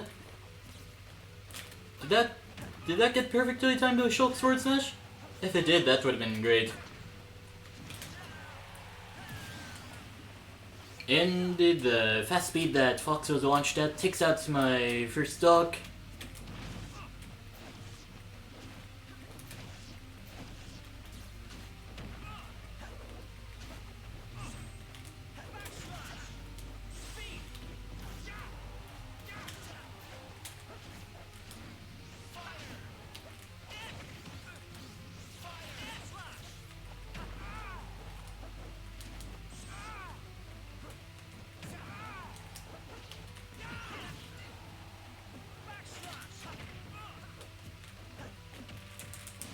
Probably would have been a great opportunity to use the up smash there, but I guess Fox was a little slow on the draw.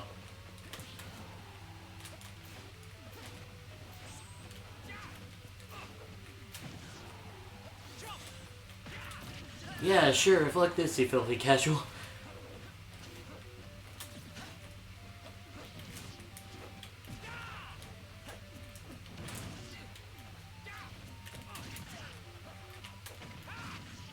Splitting Edge.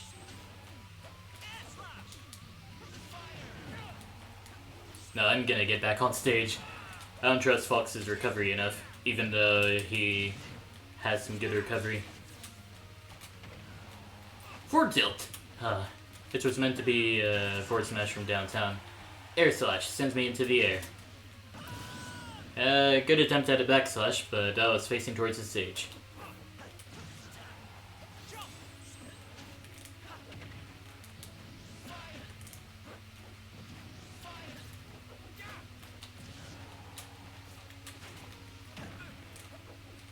Yeah, safe to say I'd probably count that as a self-destruct.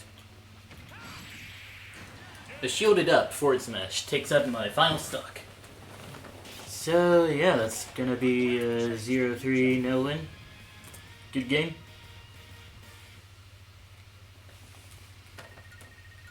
But yeah, congratulations on the Shulk win, to be honest. Now he goes up against Shoryuken.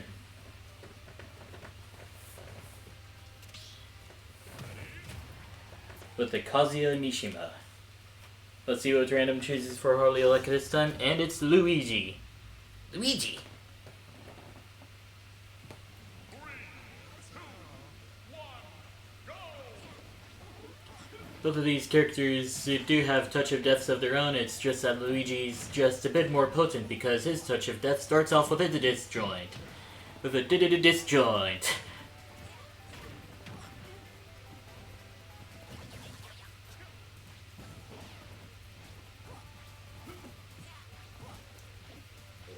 And it also seems that I was going full swing with a streamer voice today.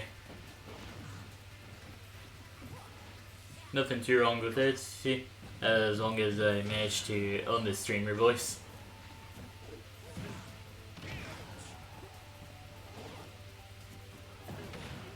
Back throw sends Shoryuken off the stage.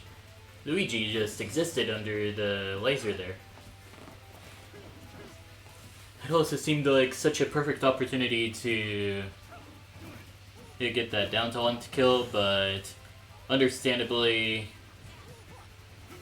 some better options would include down tilt and all that. Since I believe in Smash Ultimate, they made it harder to hit with the Luigi's down taunt.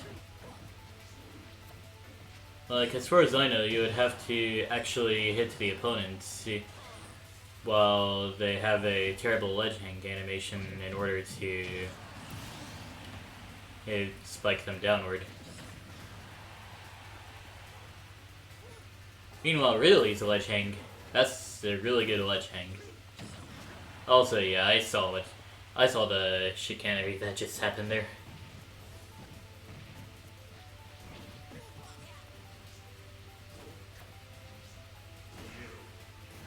Rage Dive sends Harley Aleka into the bottom blast zone. That was probably the best move that Shoryuken could have pulled there. Kazuya Mishima wins.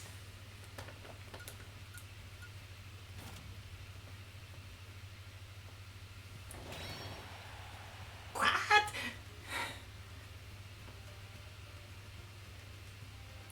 The tough guy armor. Well, Harley Aleka was speaking British for a moment. And then French, and now back to American English.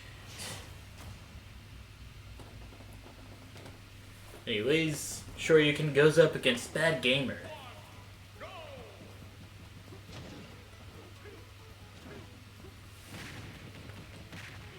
With the Donkey Kong.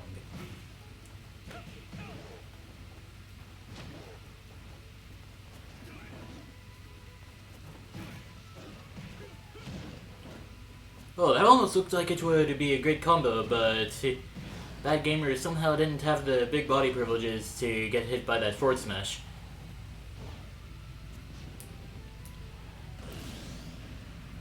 Bonjour. Wait, no, that's hello in French. Au revoir would be goodbye, pretty sure.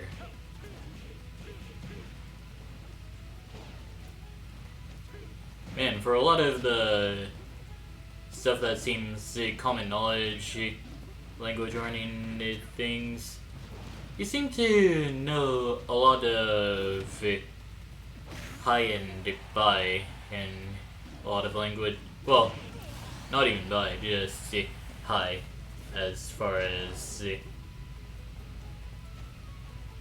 stuff goes in other languages.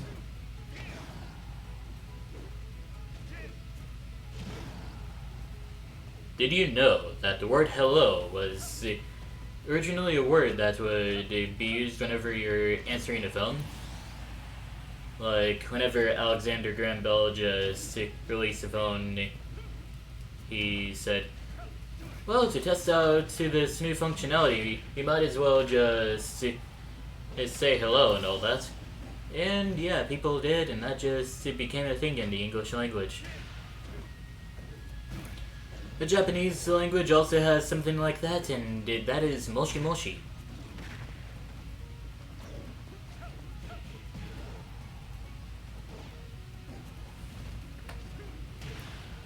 But unlike English, moshi moshi was just reserved for telephone greetings only. Meanwhile, konnichiwa just is stuck, it seems. Yeah.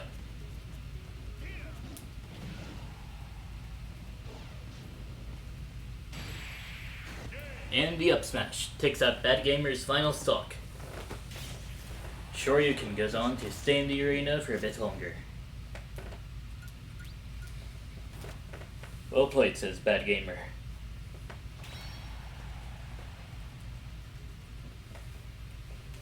Honestly, I'm not sure how I would fare against Shoryuken's Kazuya as my trash fox, but we'll see how this goes.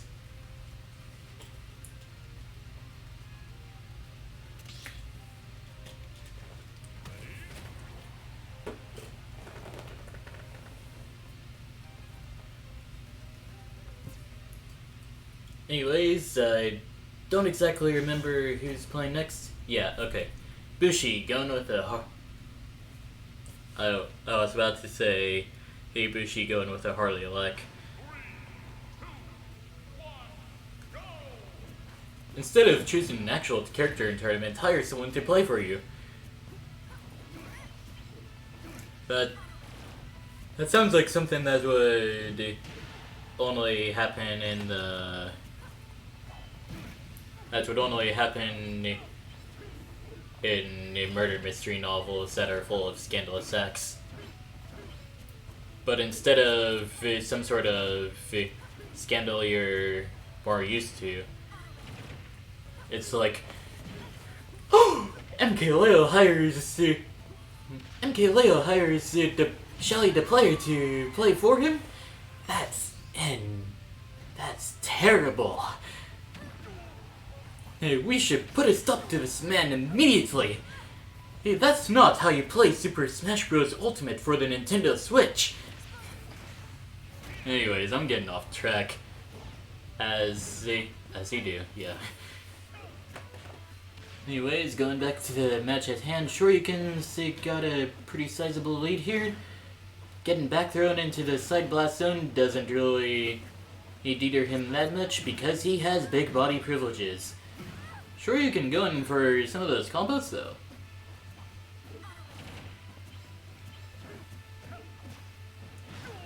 Meanwhile, Bushi is looking for more of those back throw kills, even if the back throws are from downtown, and Shoryuken has big body privileges. Devil Twist takes out Bushi's second stock.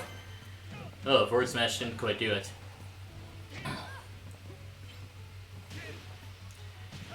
A Rising Punch takes Bushi into the 77%. Even Forto doesn't seem to KO here.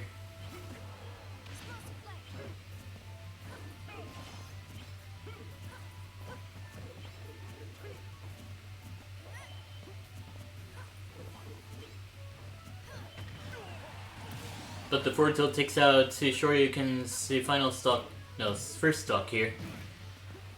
Probably because of an air dodge? I don't know. But it almost looked like it. And yeah, you can probably tell when Shoryuken's looking for a rising punch. It's like you're just trying to land and Shoryuken's just crouching for a strange reason, and then you realize why whenever you're just paralyzed, just trying to go for whatever you want to go for. Anyways, Shoryuken wins another match and goes on to fight me next.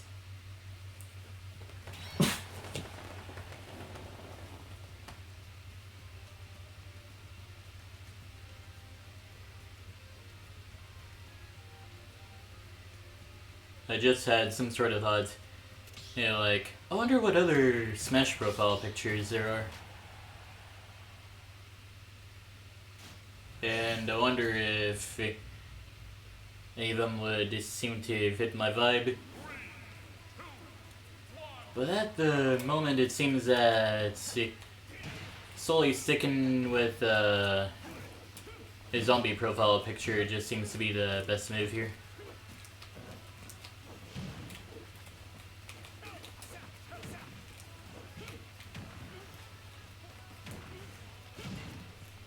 Yeah, did what I needed to do.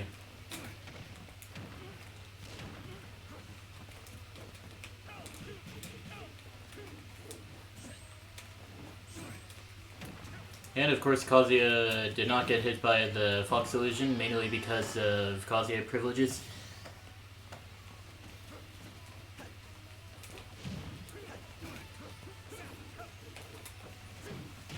Hell Sweep.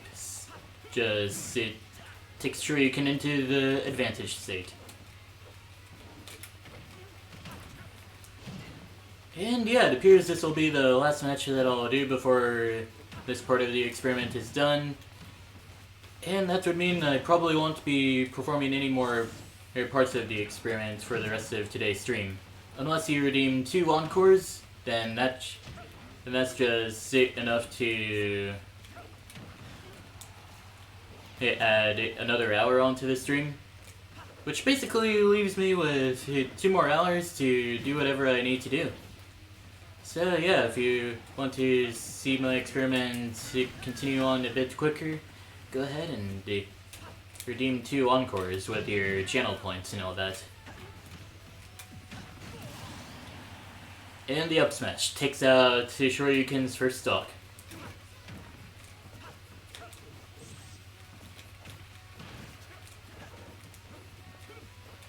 Yeah, I probably shouldn't count on throw combos as Fox.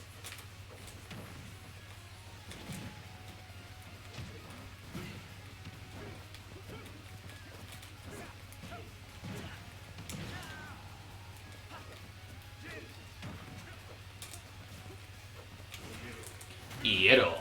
And yeah, that'll take out my final stock. So that's like 1-3 and no win. Good game, Shoryuken.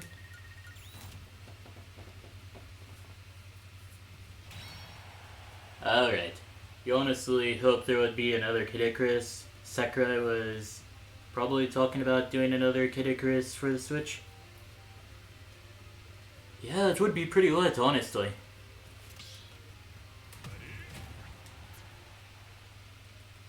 I pressed Y, game? Why? Oh well. I guess I could just record the results of the experiment on Fox's part. Win rate 21.4%.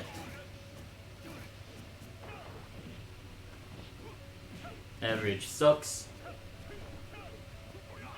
1.67.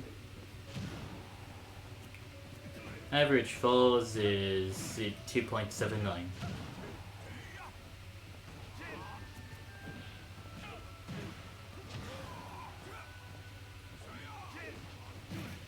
Yeah, that didn't seem right. Average stocks is actually 1.14. Would have been quite the shock if I discovered that the average stocks that I got with Fox were the same as the average stocks I got for Kirby. But yeah, it appears that for now, I won't need the score ratio anymore. Gonna try out the new Mii Brawler moveset that I have on him. I was originally thinking that my Mii Brawler would... Well, that my Mii Brawler only needs some sort of zoning option. But then after testing out the current moveset that I had for him, which is... Well... Not the current moveset actually, but the moveset that I had for him a bit earlier.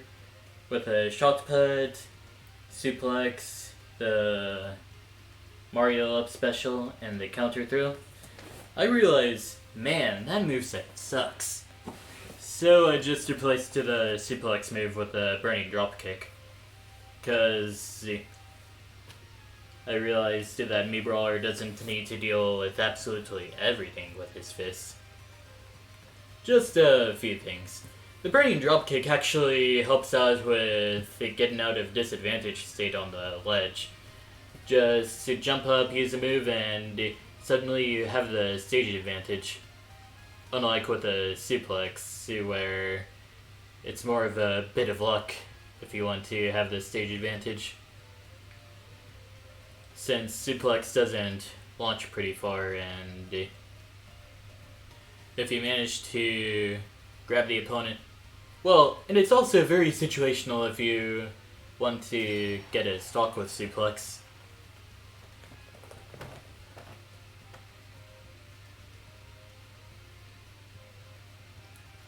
So, yeah, burning dropkick just turned out to be the better move overall, I believe. Shoryuken versus Bad Gamer.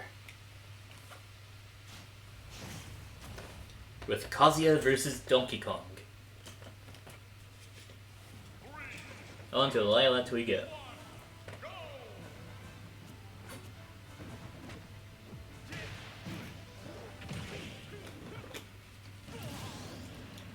Whoa, what happened there? I guess we won't talk about that.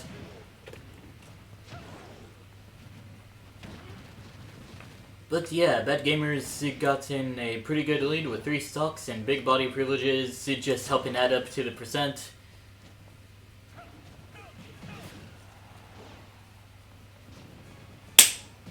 That was the sound of a water bottle popping.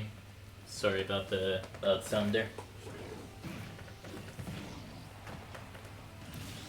And just like that, whatever attack Kazuya threw out takes the Bad Gamer onto the screen.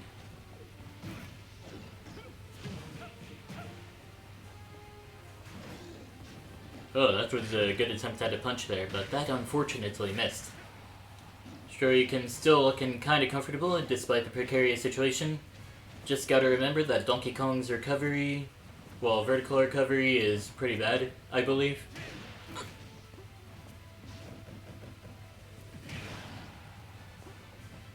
Oh yeah, and speaking of recovery, with the burning dropkick, you can actually use it multiple times while you are in the air. Well, while you're in the air. Which is very nice compared to the suplex, where you can only use it once in the air and then you get sent into special fall.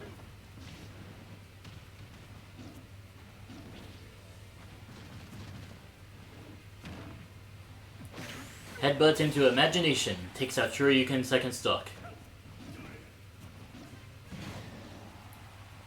Meanwhile, the Devil Twist takes out Bad Gamer's second stock, meaning everything is looking pretty even.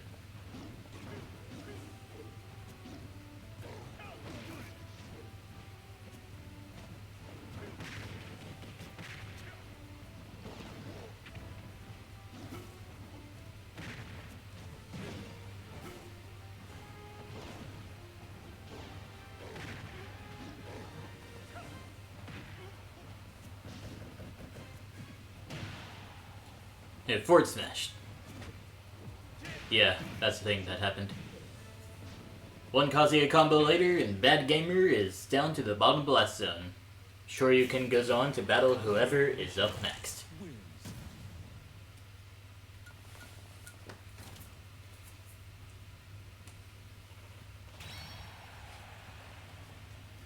Yeah, Bishi is up next.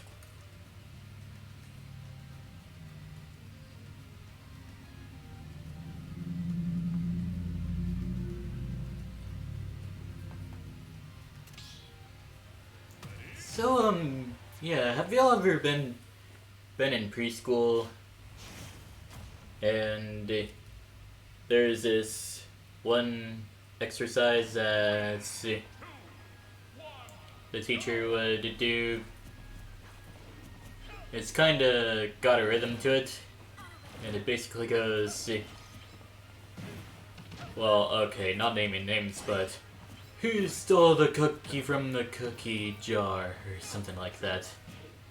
And yeah, it would just go around until whoever has a cookie, which is a plastic cookie toy, would reveal that they had the cookie from the cookie jar.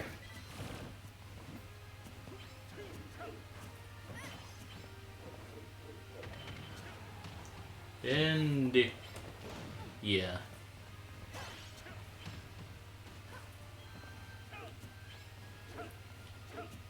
That's kind of just what one of the previous moments from earlier kind of reminded me of. But yeah, I should get back to commentating and all that. Honestly, yeah, it has been so long. Even I don't really remember how it exactly went.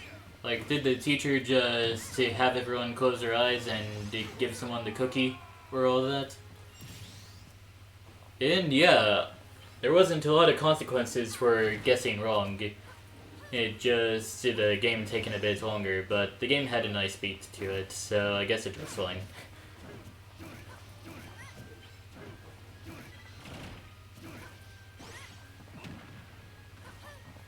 But yeah, going back to actually commentating the match. Bushi's doing pretty well with the Palutena at the moment. Just outzoning Kazuya, who doesn't seem to have any counters to zoning aside from his reflector and the forehead laser. Only thing you remember from preschool is nap time. Yeah, honestly, nap time wasn't a thing at all whenever I was in preschool. Since at the preschool that I went to, there were two different classes for the preschool. I was in the morning class, and then other people are in the afternoon class and all that. Any other games I like? At the moment, I'm going through Octopath Traveler, but that's during my own time. Since I feel like I get a lot more viewership if I do Smash only at the moment.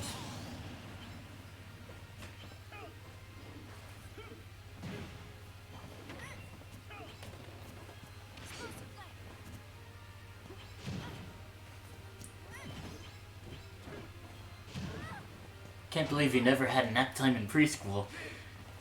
Yeah, I guess that just wasn't a thing for me. Maybe it was, Nah, now that I remember it, see, I didn't really remember any nap mats, as they were called.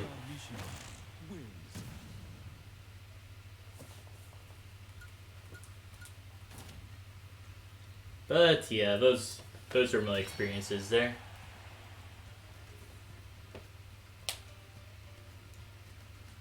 I guess as far as games that I like or am looking forward to,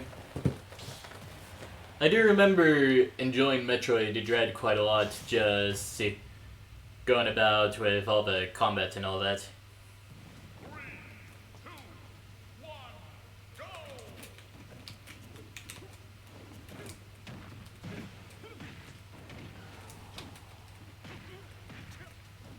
Just going with all the counters you could perform as Samus and all that. Samus also has quite the drip, honestly.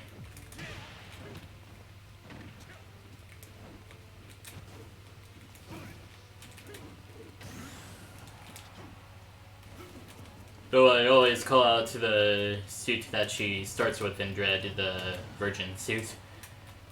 Well, the Virgin Blue suit, I mean.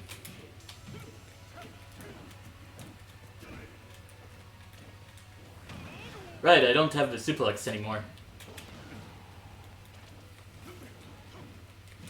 Meanwhile, my favorite suit that Samus had in Metroid Dread would be the Varia suit, which puts her in a more gold color. Just looks a lot better. Gravity suit's alright though.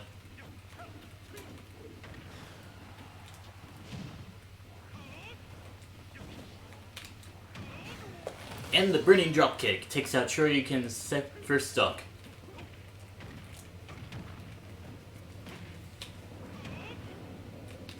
That thing has so many active frames as well. Alright, yeah, I'm pretty glad I have the Burning Dropkick now. Oh gosh. No Meat Brawler up special would have gotten me up here from that distance though.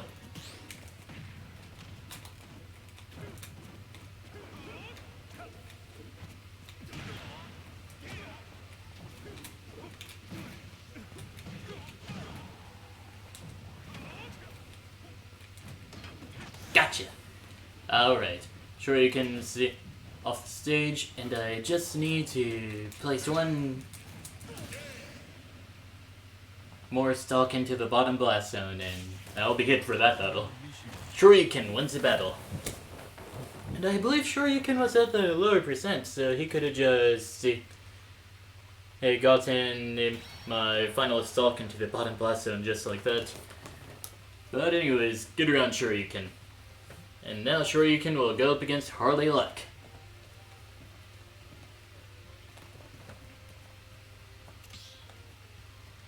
But yeah, that match did not change the fact that I still like the moveset that I have for myself. Just need to get better with the moveset itself.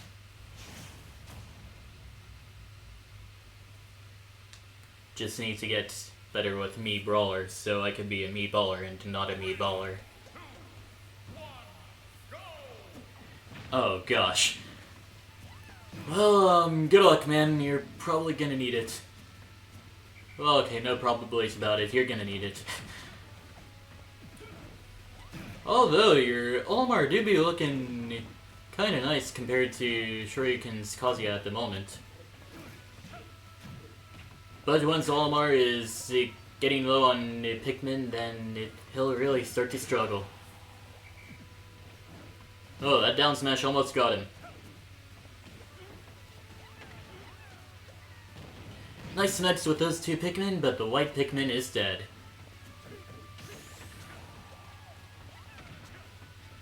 That purple Pikmin, it really does help keep Kazuya away from Olimar, though. Rage Dive takes out Olimar's first stock.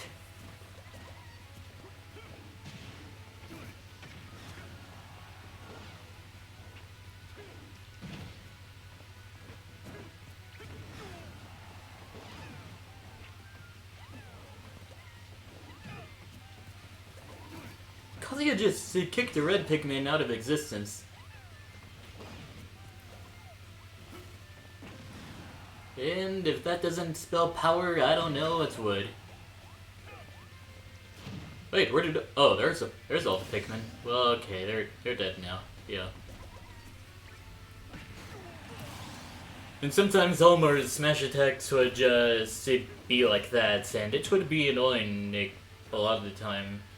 Just gotta position your Pikmin correctly, and if you're lucky, then any platform interactions you have with your Pikmin would end out pretty good, like having your up throw kill earlier because your blue Pikmin worked just like that.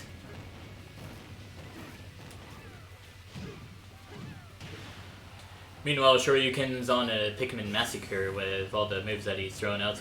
Alright, Rage Rage Form has been activated. And that was probably the shortest amount of time I've seen the Rage Form activated at all. Like, a total of 2 or 3 seconds? That's just incredible right there.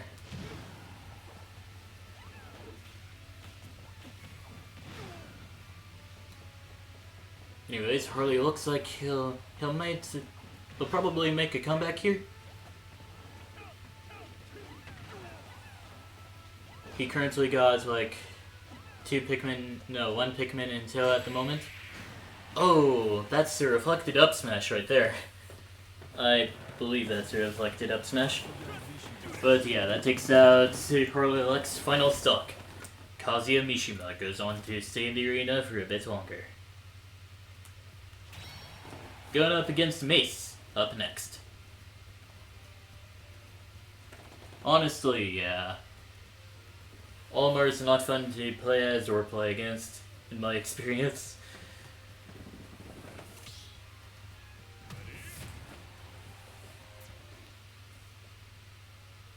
Now that I think about it, I stopped going up against Olimar after I dropped Robin. And Olimar is Robin's worst matchup, as I explained in a previous stream. But in case you aren't aware, most of Robin's attacks are electric attacks. So Olimar could just stick some yellow Pikmin onto him and just deal loads of damage with no punishment whatsoever.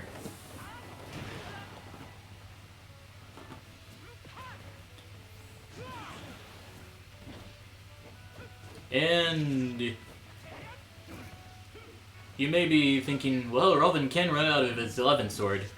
But the thing is, any smash input that Robin inputs while he doesn't have the 11 sword would make the 11 sword regenerate faster. So I guess you could say it's a double-edged sword. Anyways, Rage Dive takes out Mace's first stock. Sure, you can sit in pretty comfortably at 106%, and counting, I suppose.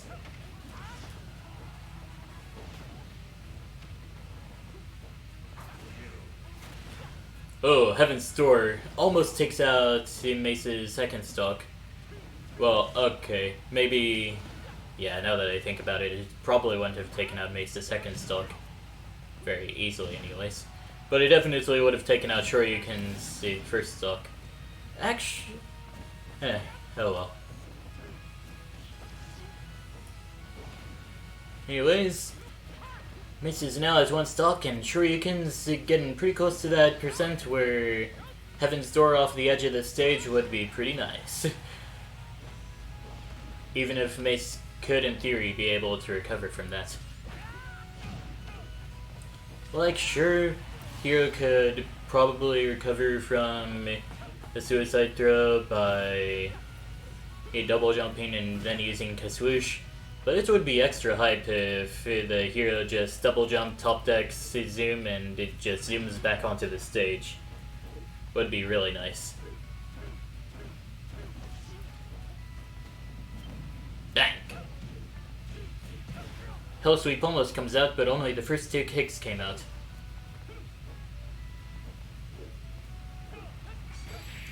And the Reflected Frizz takes out Mace's final stock. It seems Shoryuken was just toying with his food at the moment.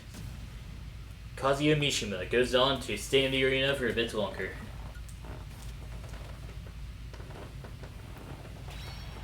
Wow, he teabag.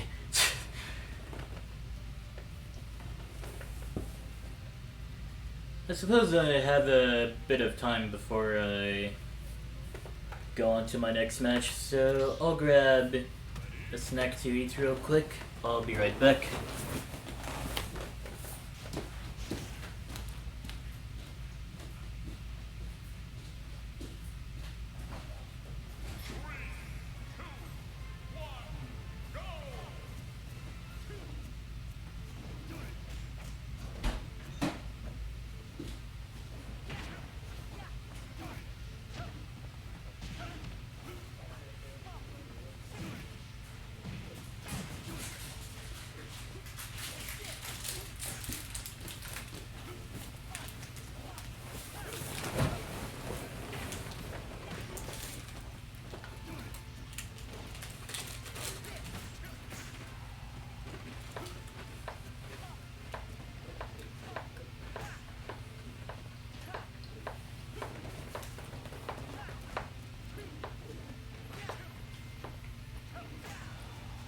going very off topic here, but see, as far as my stream setup goes, I'm planning on making a modification to it. Like,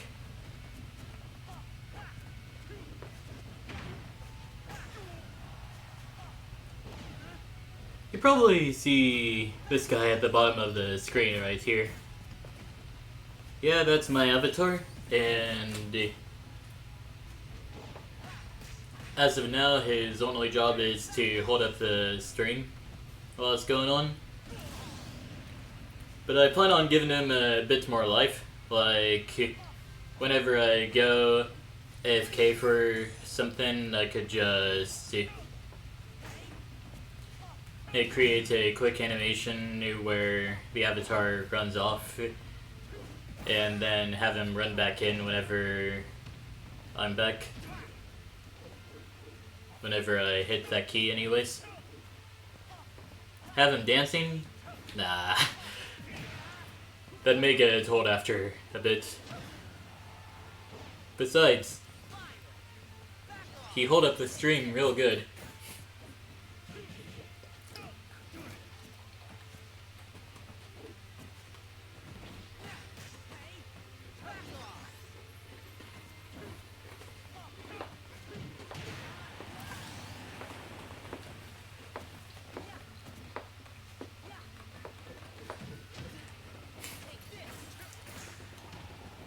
Alright, good move there.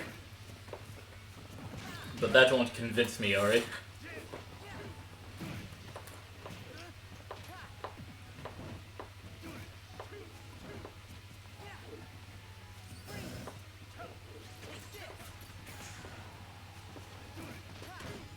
Well, okay, I guess whenever I really feel like it, I could just have my avatar do the default dance, but he'll just stay in that position down there.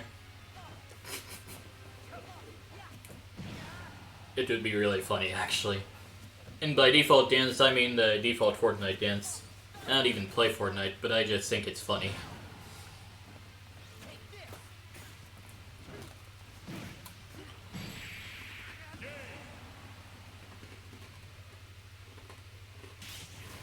Kazuya Mishima wins.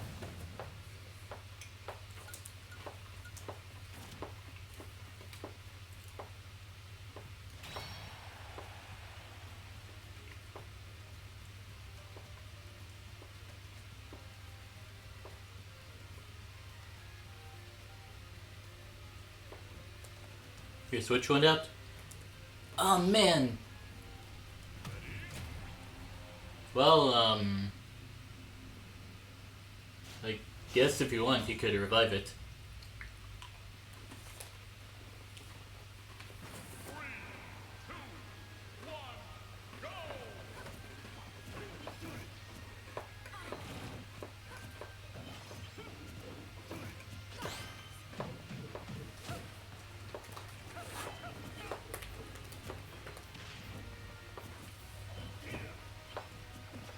Yeah, it sounds like a good idea.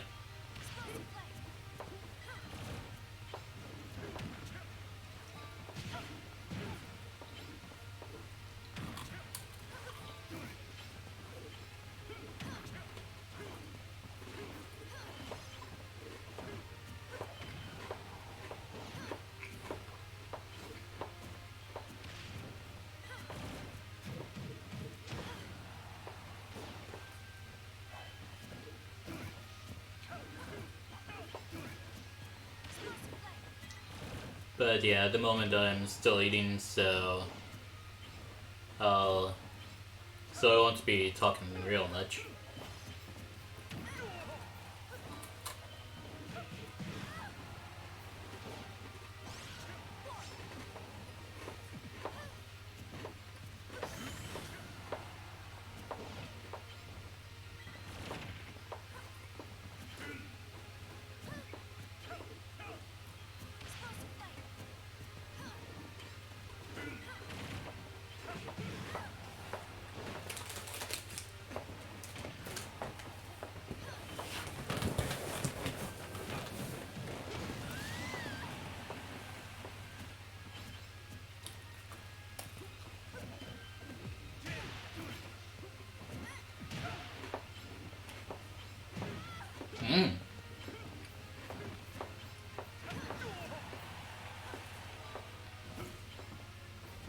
Yeah, maybe sure you can maybe plain with his food, but that looked very threatening.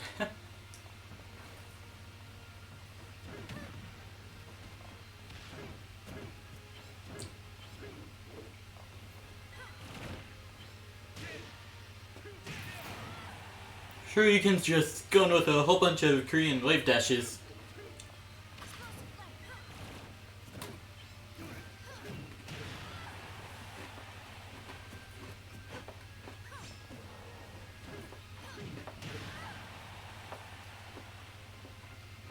From downtown isn't gonna do it.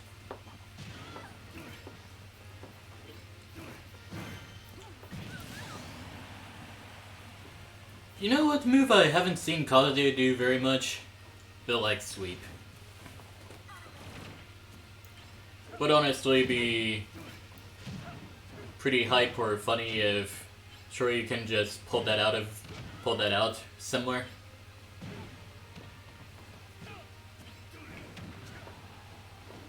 I believe the leg sweep is move that Kazuya does whenever you hold down and forward while he's crouching, and you press the attack button, of course.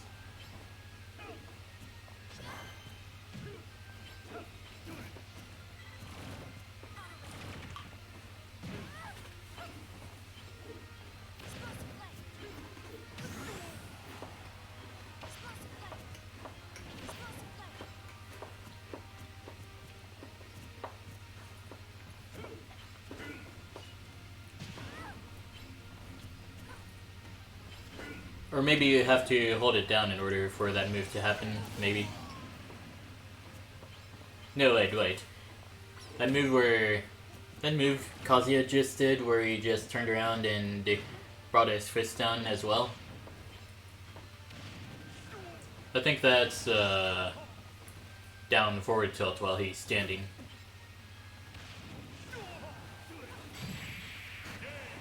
And Devil Scissors takes out Bushi's final stock.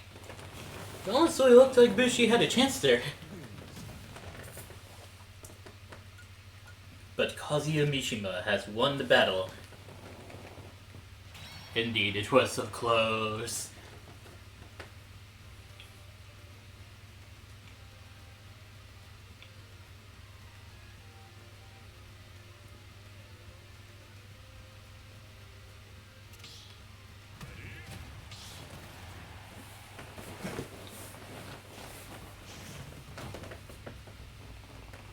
Alright, let's see if Shoryuken can take on my Mii Brawler again. It's usually a bad idea to start off a battle with a dash attack, but sometimes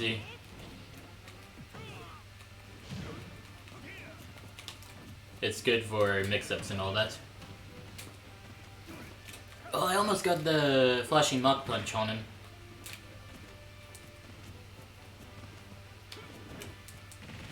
There we go. If at first you don't succeed, spam again. Devil Twist almost takes out my first stock. Good thing I had such good DI for this.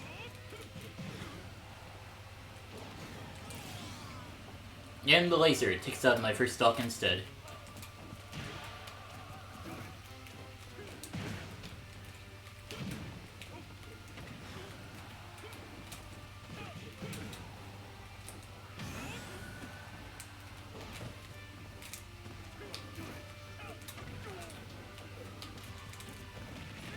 Yo, got him! Alright. This proves that I'm a force to be reckoned with. Hopefully.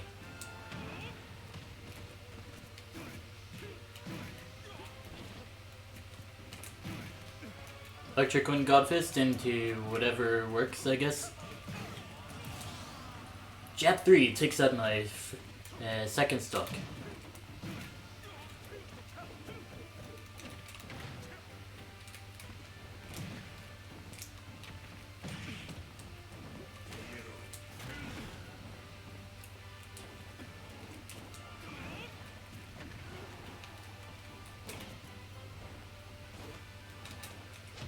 He barely managed to dodge that flash mock punch with the Heaven's Door there.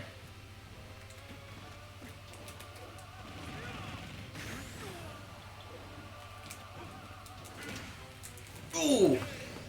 That was close, okay. Harley Leck is now back, welcome back. Kazuya Mishima wins. But yeah, good round. Full of stylish Kazuya maneuvers. Yeah.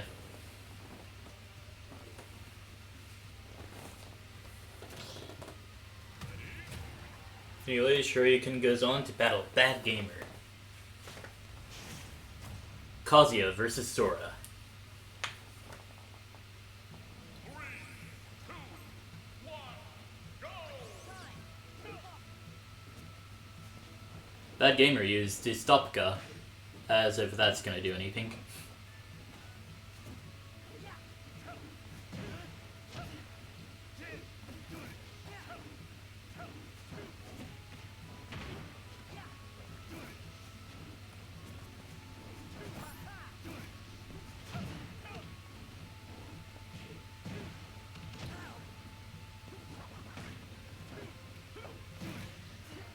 And at the mention of the name of that Final Fantasy spell, I remember Super Smash Bros. 2. One of the characters is Black Mage from the Final Fantasy series. His neutral special is called Stop. And with that spell, you can hold down the button to determine how much time your opponent remains stopped for. Doesn't have a lot of knockback, but in theory, it could be used as a burst option to get people off of you.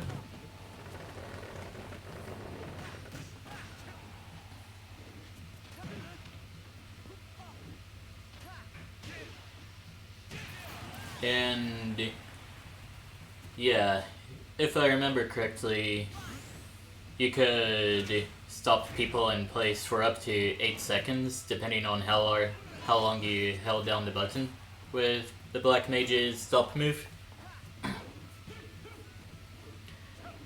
Seems ludicrous, but then you have to remember that Black Mage held down the button for that long and you just fell right into the trap. So you probably just deserved every bit of punishment he delivers to you.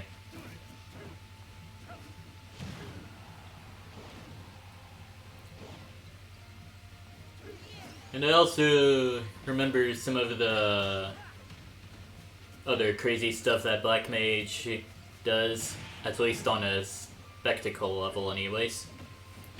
Like, his smash attacks, if you held them down for a long time, like, not even just fully charge them, but past fully charged, and the game's like, okay, you gotta let that smash attack go. A Black Mage would unleash a more powerful version of that smash attack. My favorite... It's like, there's gotta be some fan favorites as far as the Black Mage's full smash attacks go. Like, his side smash, which is originally just him using some sort of lightning spell. It's a short-range smash attack on its own, but if you fully charge it, the Black Mage will unleash a huge lightning bolt projectile that would slowly go forward and strike a bolt of lightning every few moments. And yeah, Shoryuken has exited the arena, understandably enough. Pretty sure they wanted to go on with their day, and I will let them. Have a good rest of your day, Shoryuken. And now for the fully charged version of Black Mage's Up Smash. He'll actually summon pillars of fire around him that'll slowly come towards him. Well, not slowly comes towards him, but they'll come at him at a quick pace, and those will true combo into the final hit of the up smash, which will launch opponents pretty far.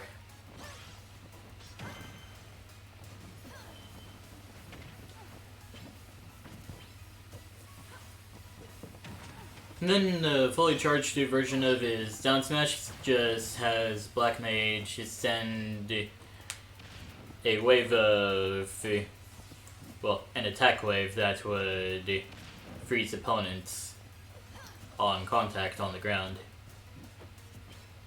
And it'll go across the entire stage if it needs to. But yeah, those are my favorite stuff from Super Smash Bros. 2.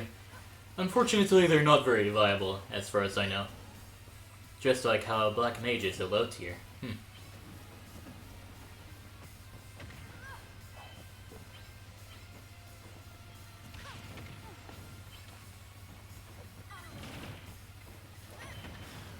Anyways, going back to the match at hand, Bishi and Harley Lek are both pretty evenly matched as far as how their attacks go. And also, there's like 30 minutes left in today's stream. Unless you want an encore, that'll be the end of the stream once it hits 11 o'clock.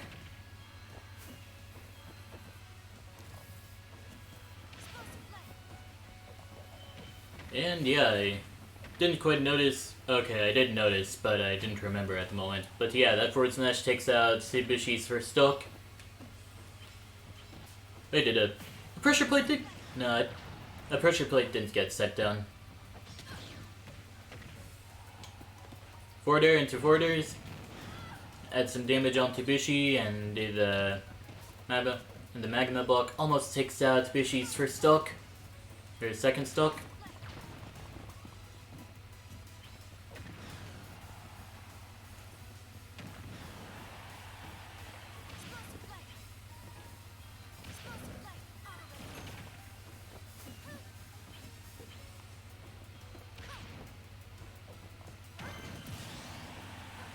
And the forward smash from Palutena takes out Harley Lek's first stock.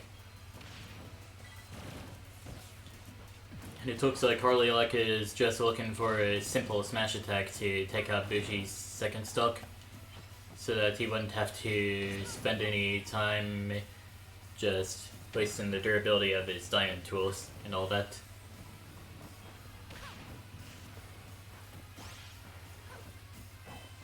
But he'll need to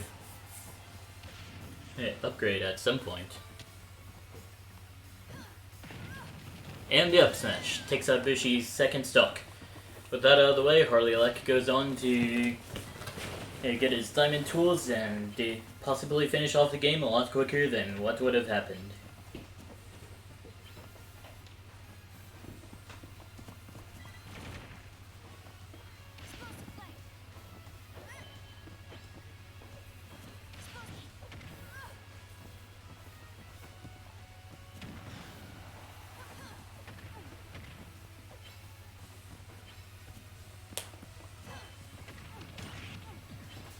Oh, that would have looked really cool if it weren't for the tech. But yeah, Diamond forward smash takes out Bishi's final stock, and Harley Lek goes on to stay in the arena for a bit longer, eating the meat.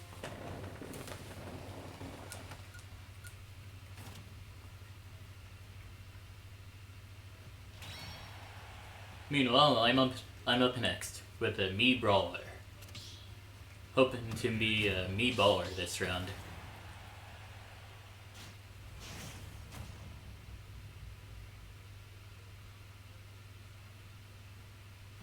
Three, two, one, go!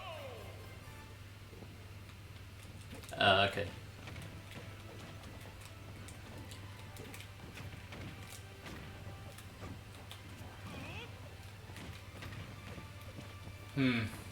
I guess the Burning Dropkick isn't exactly safe on shield. Whee!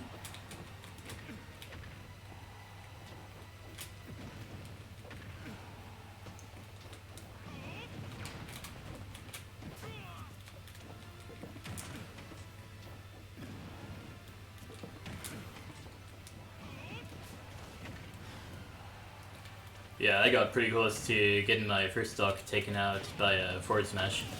But the up smash takes out the first stock instead.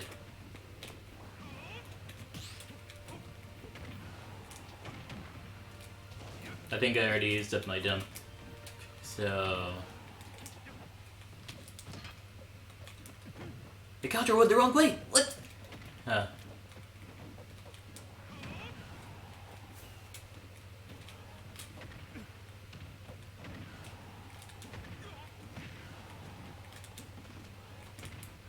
Almost got the Onslaught there. Well, Onslaught is the name of one of Mii Brawler's side specials. And the move that I was referring to is called the Flashing Mach Punch. So maybe I should just practice with all the move names that I know. Flash Mach Punch! Yeah.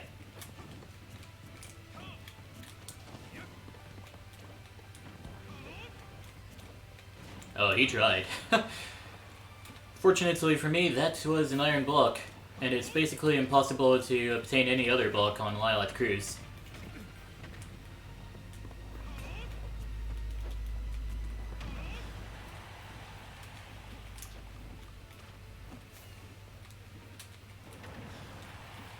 Probably should throw out some sort of a kill move. Problem is that I'm a little too used to Byleth's dash attack being a kill move, so maybe that's the problem that I'm facing.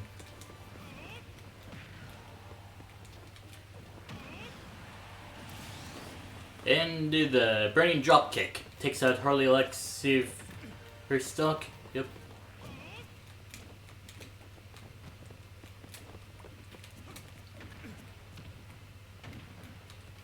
Oh, I almost got up smashed there, but I guess he meant to use his other stuff. Like how I meant to use Piston Punch, I believe it's called. Yeah. Anyways, good game.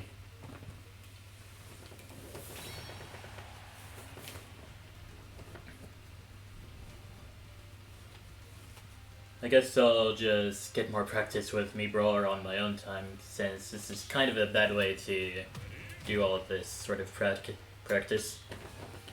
So yeah, while I get my character change going, I'll run an ad break. Doc Luigi, thanks for the follow.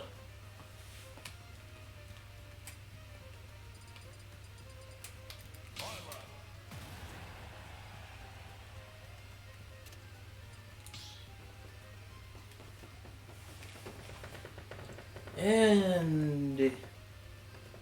Alright, yeah, I guess I'll go over to the restroom after this match, so that anyone who happens to be going onto the stream for the first time won't be met by an empty arena. Okay. So...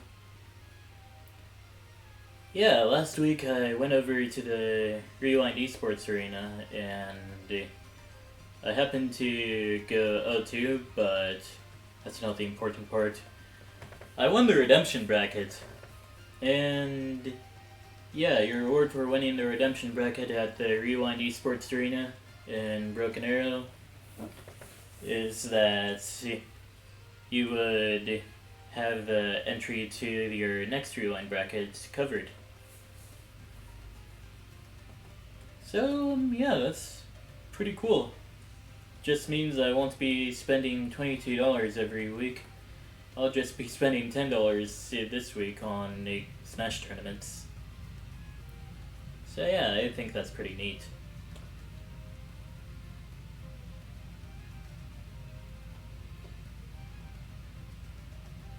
In my Byleth, yeah, he's doing very nice. I just need to get Byleth's worst matchups down, like Greninja especially. Like, I do remember Greninja has a playstyle that capitalizes off of lift punishing and all that.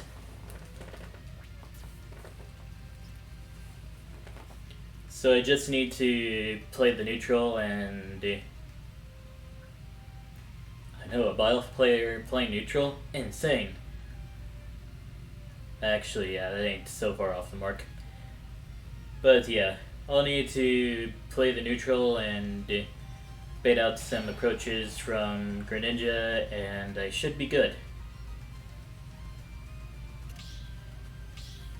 Alright, now with that battle out of the way, I'll now be using the restroom. You two have your fun.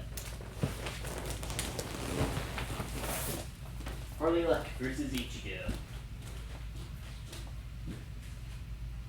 2, 1, go!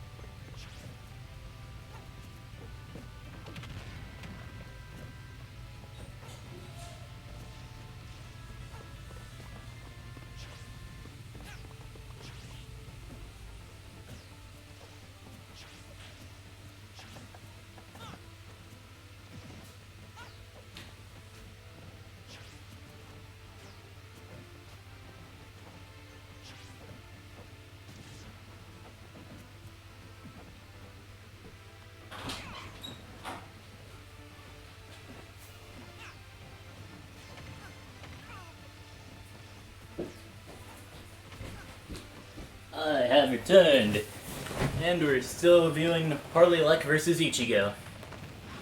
Harley Luck seems to be, well, almost seems to be playing with his food, but I guess that's just normal Harley Luck. Now he's completely out of resources. Go all out with the golden back hair, taking out Ichigo's final stock.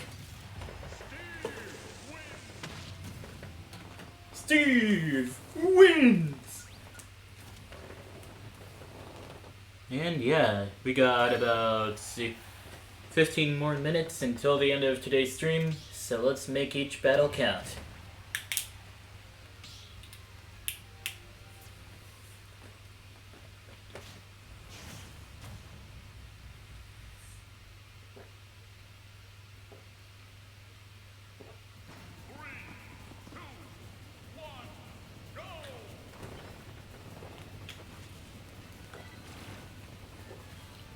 Alright, never mind. We got an encore redeemed. So now it's 45 more minutes.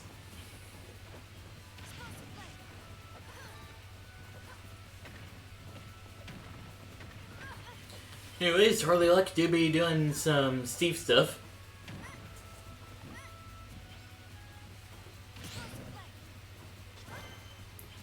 And Bushi definitely seems like a worthy opponent to Steve's shenanigans here.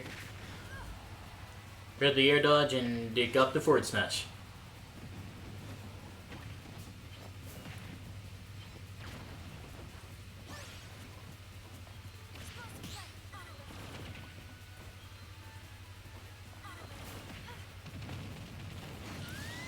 Steve skid into the up smash. Takes out Bushi's first stock.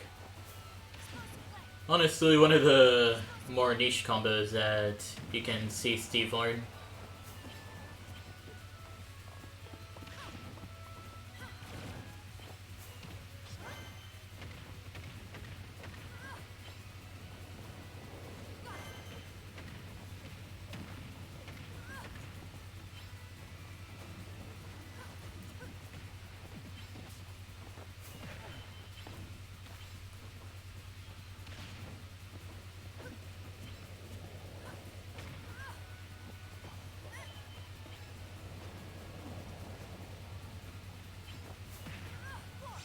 Oh, that was almost a KO on the Palutena, but Harley Luck ended up getting sub-KO'd.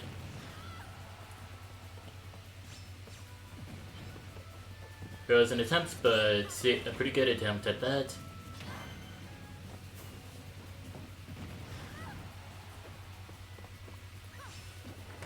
Only one good hit from a smash attack will take out Bushi's second stock.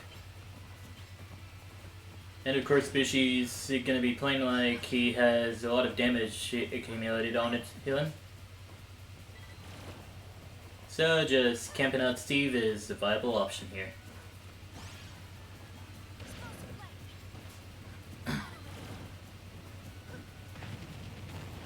But then the dash attack on Shield immediately gets punished with the up smash from Steve, taking out Bushi's second stock.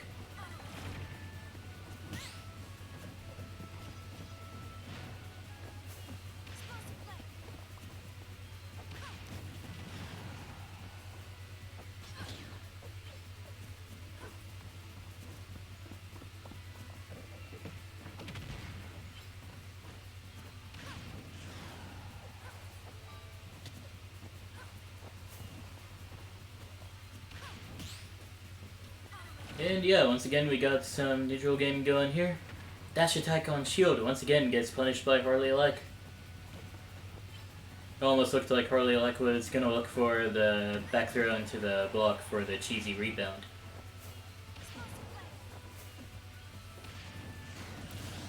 But then the roll read gets it caught with the explosive flame, and Harley Luck is now down to one stock.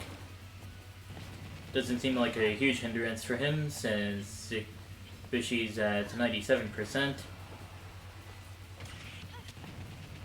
And that does it. Forward air into up smash takes out Bushi's final stock, and Harley Luck goes on to stay in the arena for a bit longer.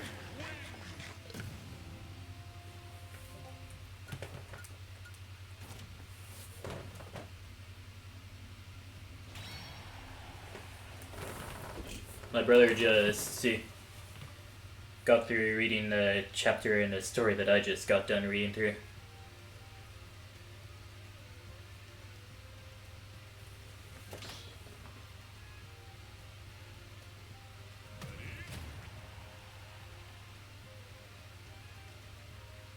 And yeah, he's about as shocked as I am that whatever happened in chapter 10.19 of the Twig happened. That's for sure.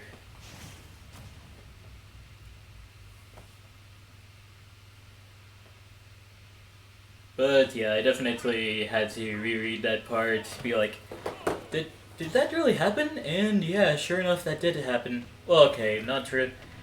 Not enough of did that really happen, but more like, why did that happen? I had to get the reasons since I commonly miss to the context while reading long stories like that.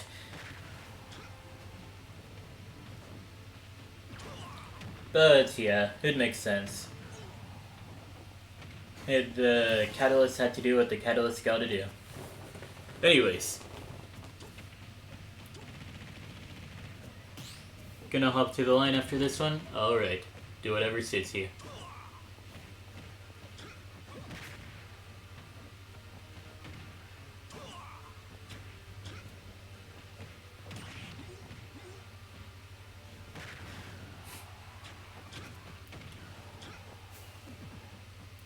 No roll read here. Just a jump in read. Raiden takes out Harley Alexi for stock. Harley just probably took a few moments to be like, bruh, how, why?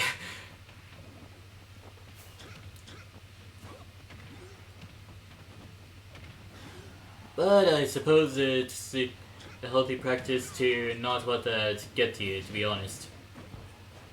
Just continue on like nothing bad happened. And he lays up smash out of shield to punish the laggy down. To punish the laggy Falcon kick. Takes out Brayden's second stock. And just like that, Brayden's final stock has been taken out. Harley Luck has gone on to stay in the arena for a bit longer. Well, okay. He decided to get into the line after this one.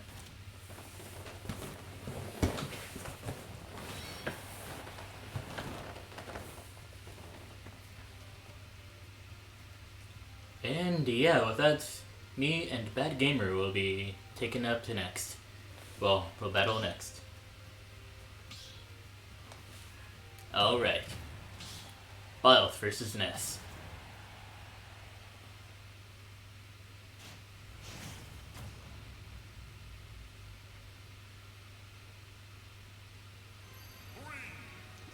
On to Lylat Cruise we go.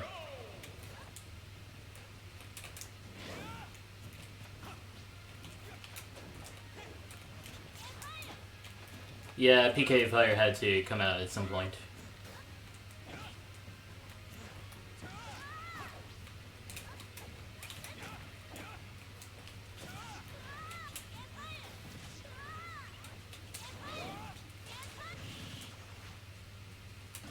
Okay. I guess we take those.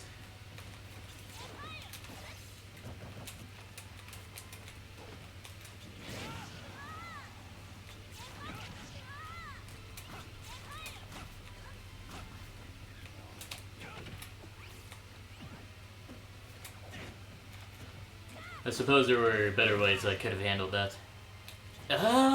Man! Also, yeah, apparently if you touch the ground with the mirror at the right time, you can actually cancel the end lag of the mirror. And some people have said that that's a very terrible thing to go up against, honestly.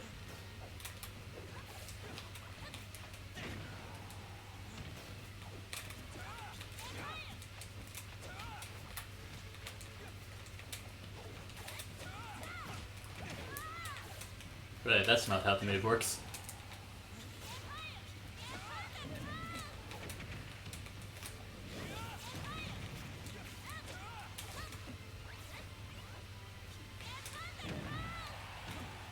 I meant to do the neutral air, but I guess all's good since I managed to survive that.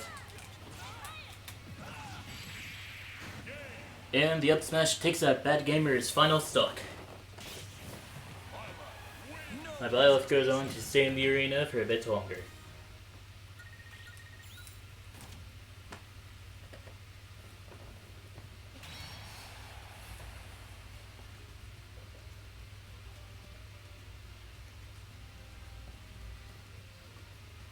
Going up against Ichigo up next.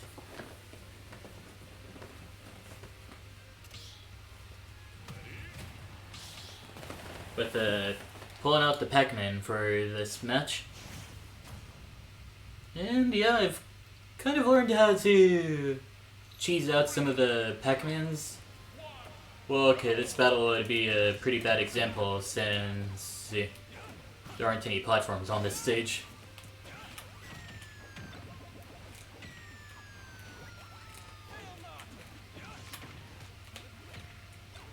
But yeah, my usual game plan when going up against Pac-Man is to ban Final Destination. Yo, that looked kind of saucy. Oh gosh. Yeah, I saw what happened there. Man, if only that maneuver I pulled had KO'd.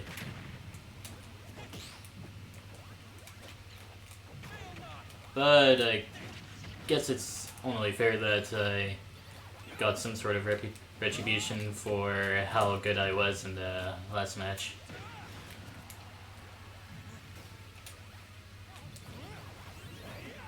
Oh, so close.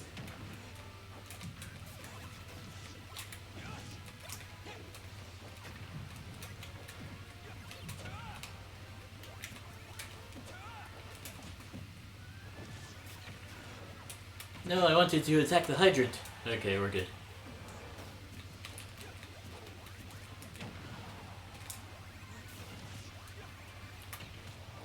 But yeah, as I was saying before, I would usually ban Final Destination against Pac-Man, because it seems some of their main mode of attack would be to drop the hydrant down from above. And they can't really hit you with a hydrant whenever you're hiding under a platform.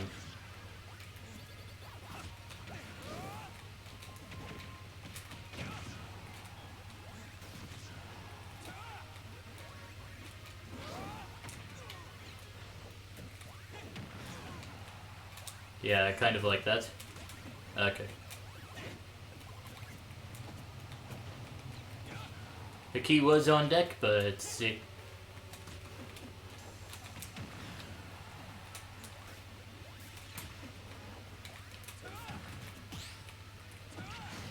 Yeah. Oh, he's still here. Huh.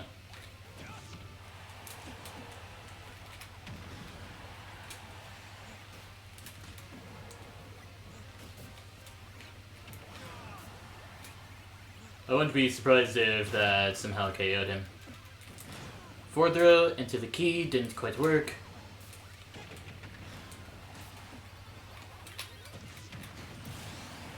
Back air to the hydrant, and that takes out Ichigo's second stock.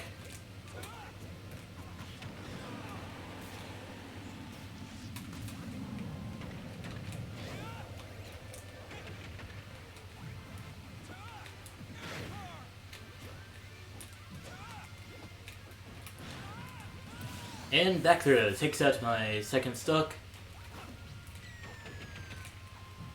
Yo, did you see the Galaga just go through the stage there? Insane.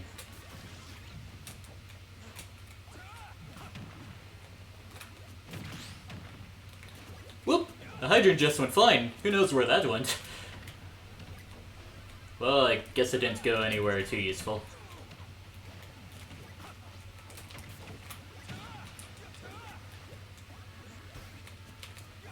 Even though the hydrant didn't have a hitbox anymore, I guess it was still cool to just hide behind it.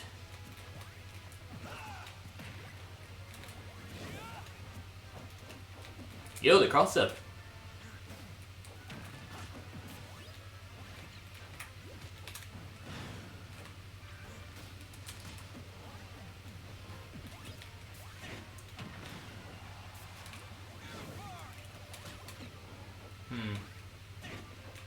Almost got him with that, forward tilt.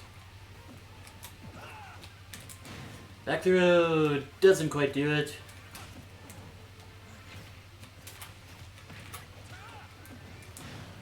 How about another back throw? I have a feeling this could go to time if we really wanted to. Oh, that almost got them. Also, what a strange trajectory that bell went. You could say it was a bell curve. Anyways, up air takes out Ichigo's final stock. Each battle a chance to grow, says Bioth. And yeah, good round there. I just forgot to say GG on the results screen. Sounds really savage in hindsight, but I actually did. Oof. Anyways, going up against Bushi next.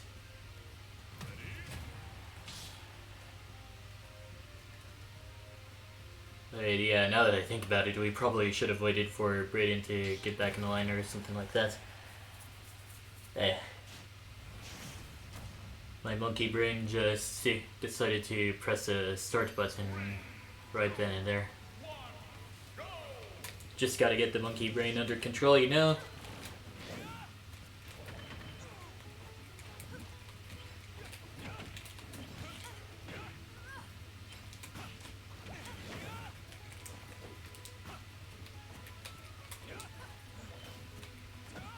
Yo, Palutena Zenair just clinked with a Veil arrow? Insane.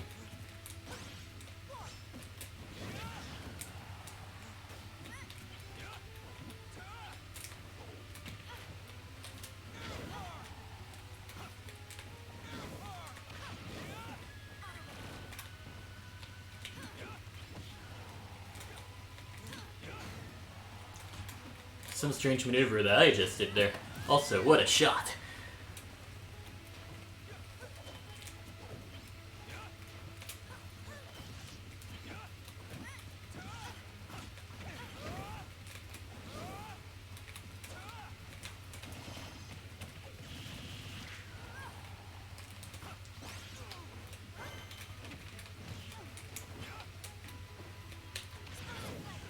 Yeah, I was thinking I would get hit by that explosive flame, but I just did that maneuver anyway. Yo, what?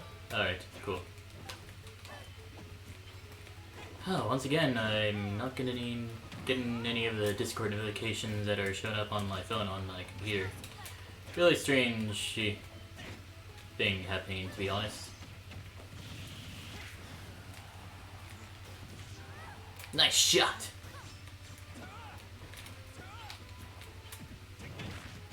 And the down smash takes out Bushi second stock.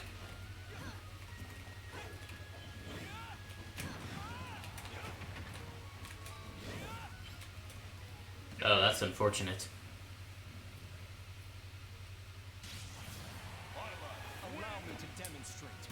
Nevertheless, go on to stay in the arena for a bit longer.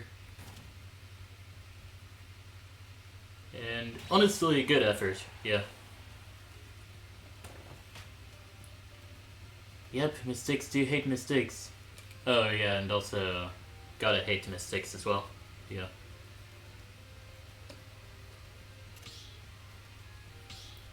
Anyways, we'll wait for Hatarawa to enter and then get the next battle underway.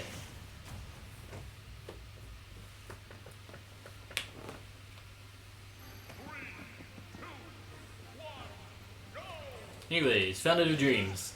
Going up against Harley Leck.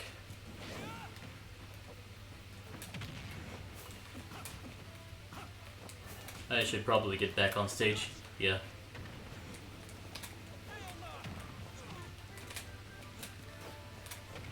Thought for sure I would get through the platform there.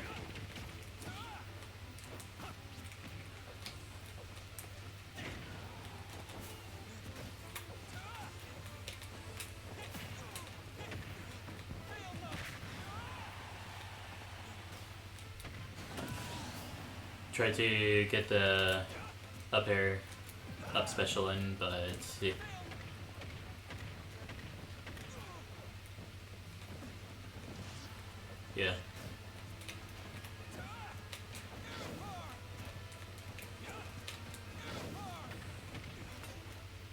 Yeah, it just now occurred to me that the misreading that I did on Ibushi's previous statement, it turned out to be extremely offensive, it seems. And yeah, I didn't mean to laugh there, but so sorry for if I said anything that may have offended you.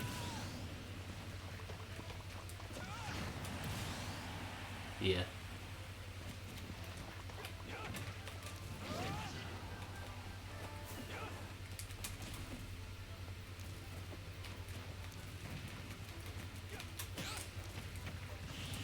Alright.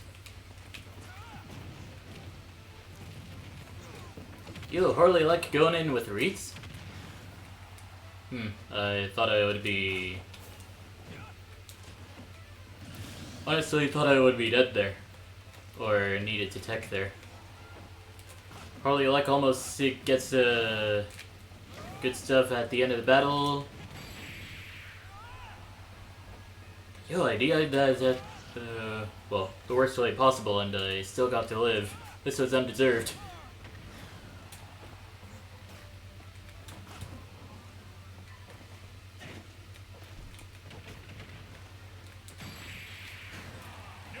I was hoping to tech on the block, but then the block wasn't there to save me. Oh well. Harley Luck has won the battle. Yeah. Harley Luck has won the battle and has gone on to stay in the arena for a bit longer.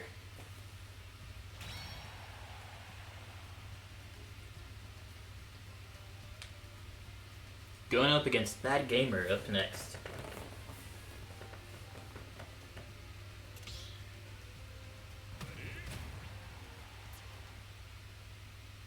I guess I'll refresh myself by looking at a few memes.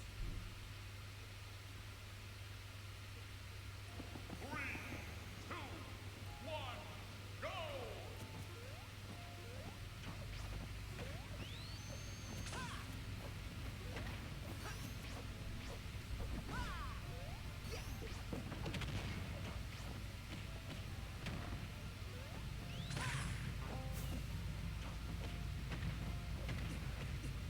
KB in the center? Huh. Let's see.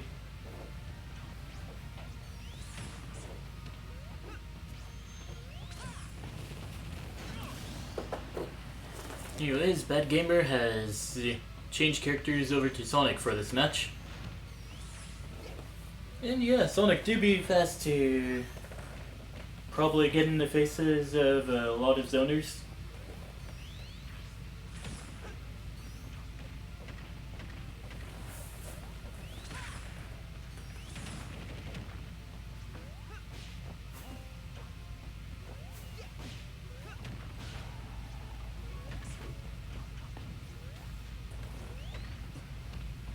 The thing is, I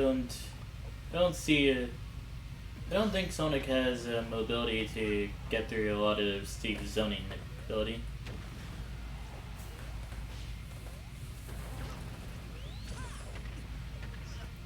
Like, yeah, his jumps can be pretty good.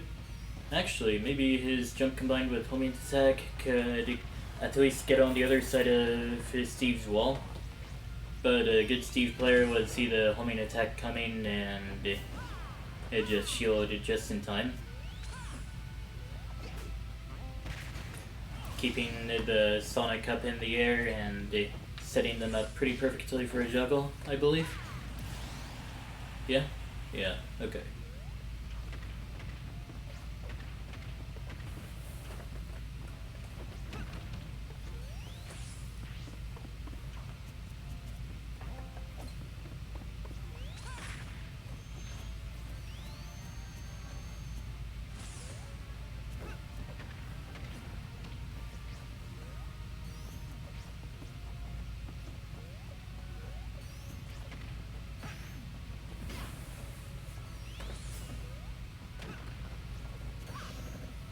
Yep, Smash almost takes out Harley Lex second stock if he had a bit more percent. Good recovery.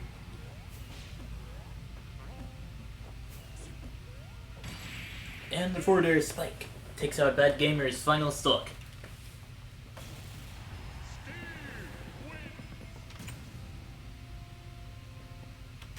And yeah, Harley Luck goes on to stay in the arena for a bit longer, having successfully taken out the Sonic.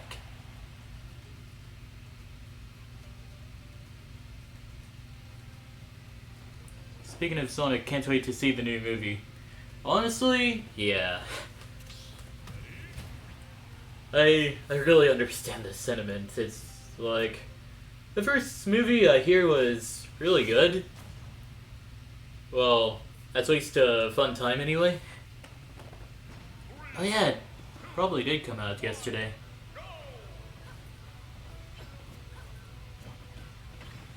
Trying to think back to all the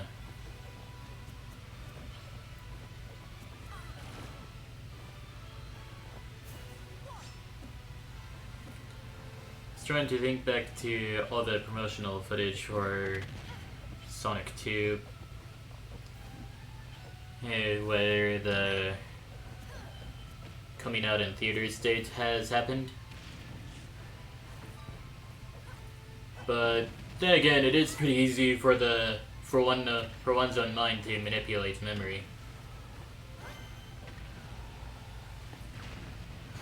Like, I remember hearing of some sort of non-fiction thing telling people how unreliable their memory could be.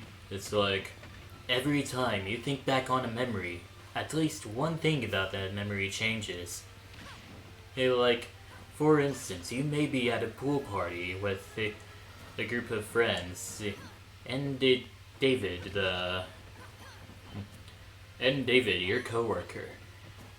And now, over the years, David may become a jerk, and by the time you think back to that pool party once again after David became a jerk, you would remember punching David, even though that never happened at all.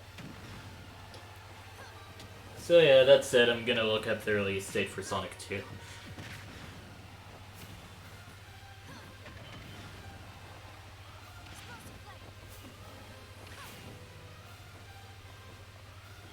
Alright.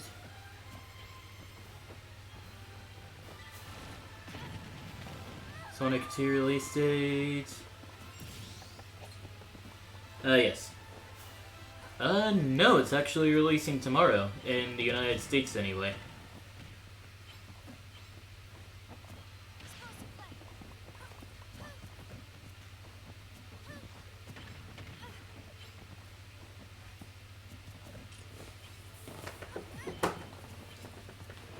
Now that I think about it, people would probably already be posting clips from the movie online if it was out already. I don't know what streaming service the Sonic movies would be on, per se. Thinking probably Paramount Plus, or maybe something like that.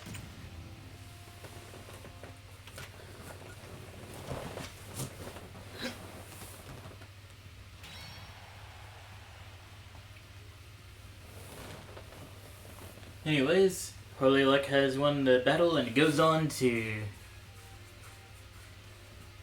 battle Hot Rod. Yeah.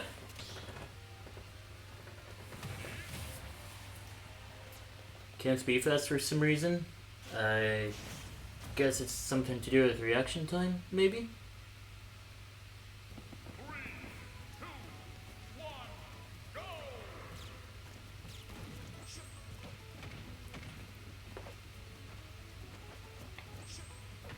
Or maybe it's got something to do with either frame data. Well, okay, not Harley like, but yeah, we could say Harley like has better frame data. But Steve has pretty good frame data with the attacks coming out pretty quickly and all that.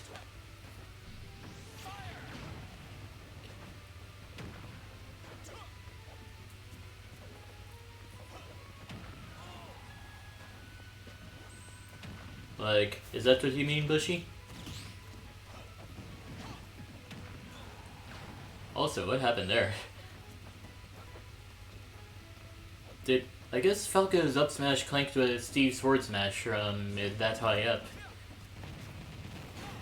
Anyways, up smash takes out Hot Rod's first stock.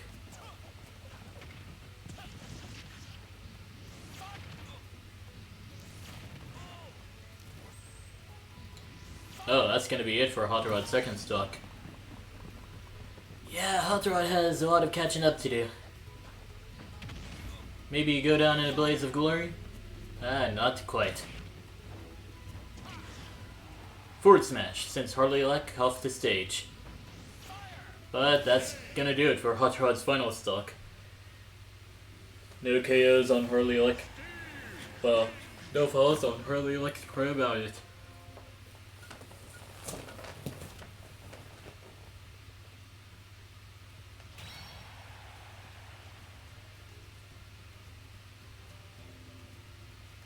And yeah, now it's my turn.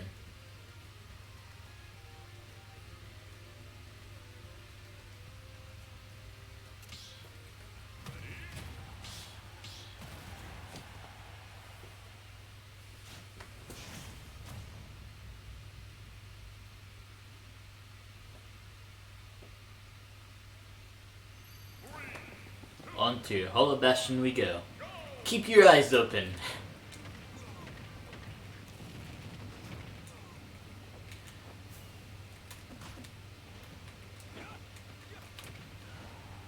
I was about to say, now it's my turn to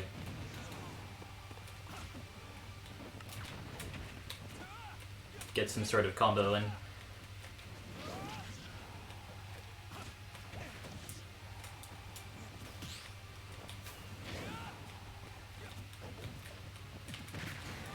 Forward smash takes out my first stock. Good parry. But the punish was misspaced, it seems.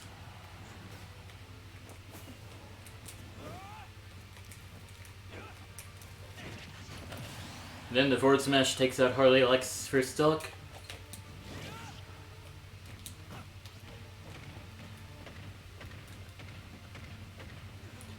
Okay, I'm starting to think it's not because of Fox that the ISDI is starting to fail. Maybe it's the Joy-Cons. But, yeah, I somehow managed to survive that interaction.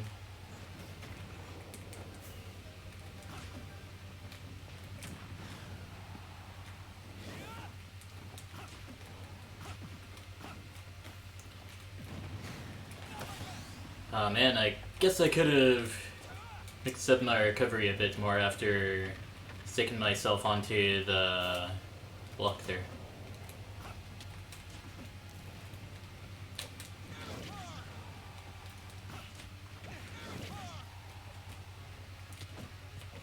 I guess if it weren't for the air bar that I used, I probably would have been able to utilize that block to continue my combo. But it is what it is.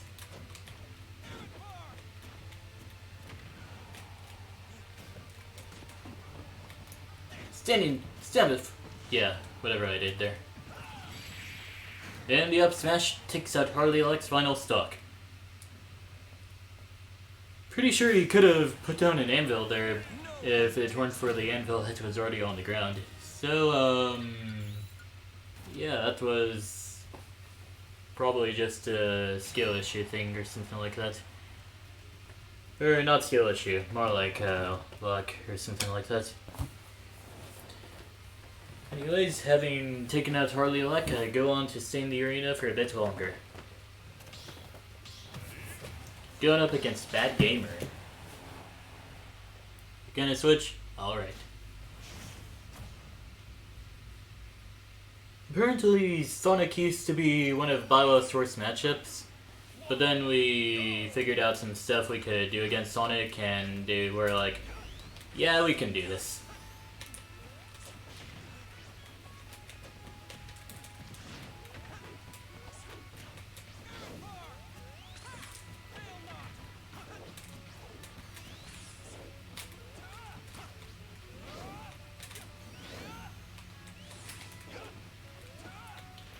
So far we haven't really gotten any substantial percent onto each other yet. Oh, never mind.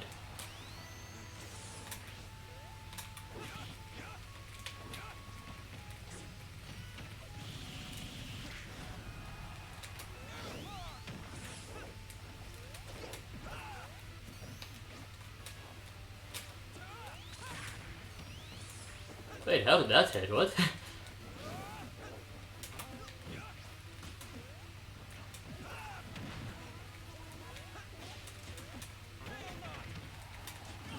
Missed the stage tick, and that'll be the end of Bad Gamer's first stock.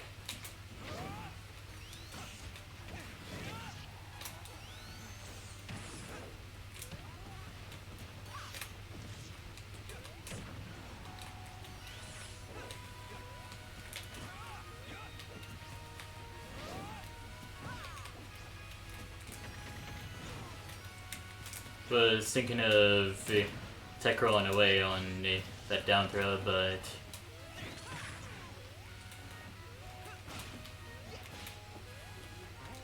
I guess tech rolling towards Sonic was pretty good as well. Neutral air!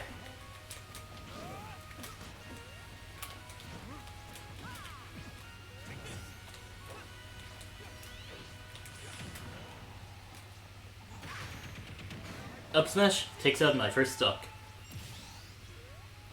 Although I feel like I could easily return the favor. Oh, that could have been it.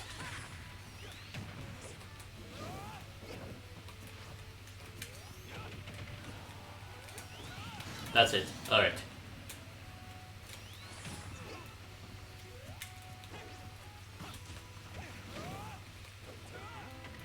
You know, maybe Arid Bar would have...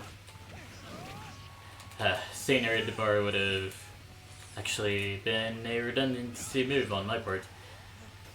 Side special probably would have been a bit better after that. Hey, confirmed there.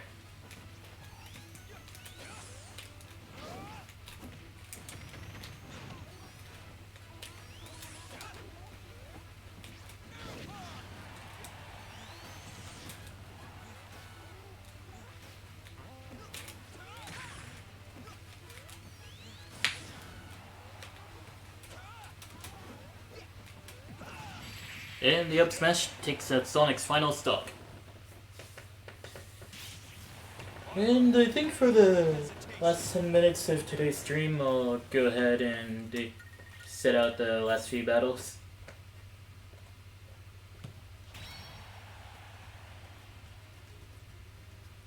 And yeah, good game, bad gamer. I'll just sit it out so that everyone else has a better chance at battling. Mr. Leela.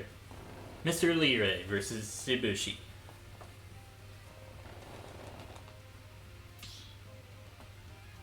I guess Ibushi wasn't exactly ready for this. But, yeah, go ahead and start when you're ready. Lil Mac versus King DDD. Mr. Leela versus Hot Rod. Leela is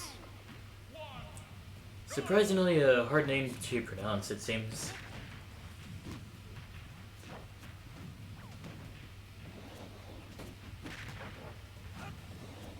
And yeah, Leela has some percentage advantage at the moment. I like the Taunton neutral. Just one of those good moves.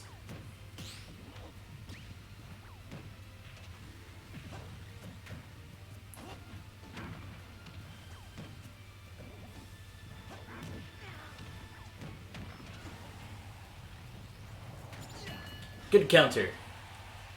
That at least sends the Hot Rod into the disadvantaged state. KO punch seemed pretty greedy though.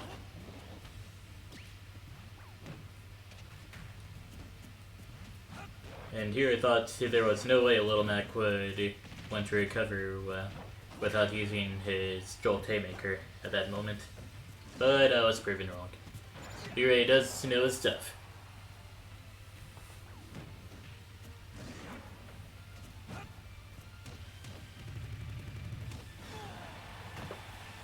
And the Rapid Jab actually takes out Mr. Leela's first stock.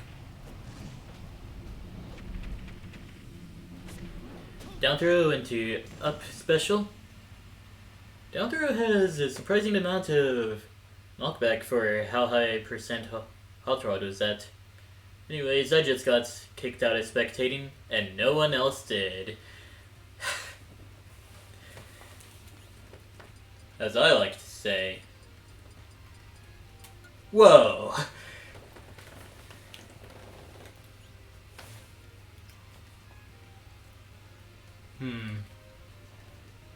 Okay, so the matchup is Little Mac versus DDD. I have a feeling Mr. Leela may win this one. Since Hot Rod's DDD went for a lot of bold shenanigans to... Not bold shenanigans, bold strategies in order to take out Mr. Leary's first stock. Pretty stupid on how it disconnects like that. Honestly, yeah.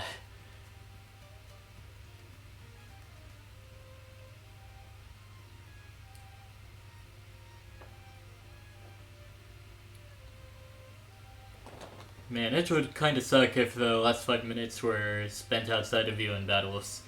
That would be bad, honestly.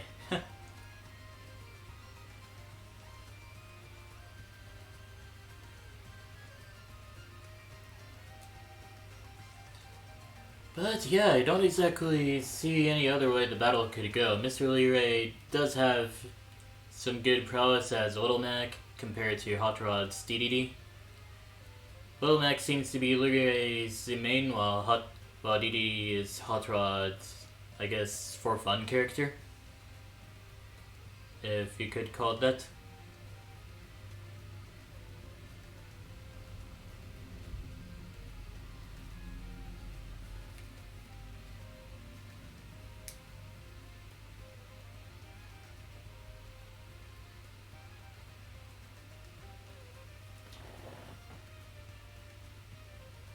Oh, what even? Well, at least I said well like I was spectating the battle. Now I really feel bad for... Not bad, but...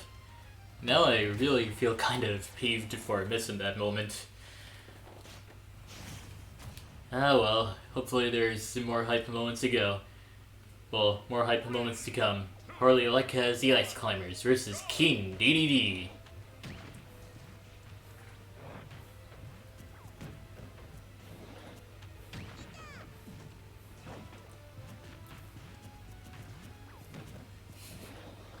But the thing that Nana does whenever Popo gets grabbed is still a pretty funny animation to me. Not because of... Well, not just because of what she's doing, but how long she does it for. Like, she does it until Popo gets released. So it's just like doing a quick little dance, and then the throw happens and she's all gangsta.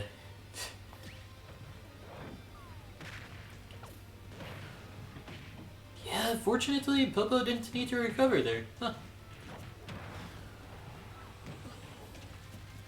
But yeah, Hot Rod, it does seem to have this battle in the bag. Actually, now that I think about it, how did Hot Rod win? Anyone in the chat care to enlighten me? Not you, Harley, like you have a battle to fight.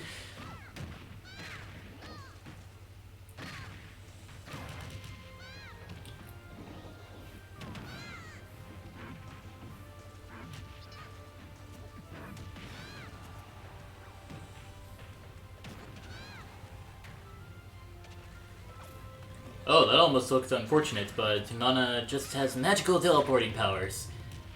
Which she only activates conveniently whenever her pup... Yo, Nana Schmulin, actually! But yeah, Nana only has teleporting powers only for whenever Popo needs her to be there with the up special and side special. And also whenever Popo gets knocked out, and then she just vanishes on out of here.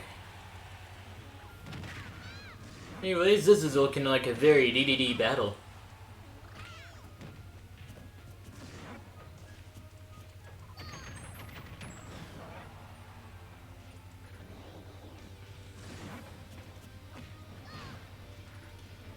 Man, that back hero seems like a pitiful throw. But fortunately there could be other kill throws there. Okay, Nana's shield just got broken. And away she goes. Actually no, she's still here. But away he goes! Alright, see those magical teleporting powers? That's just what ended Popo's final stock there. And yeah, I guess I'll accept one more battle before the stream ends. Hot Rod versus That Gamer.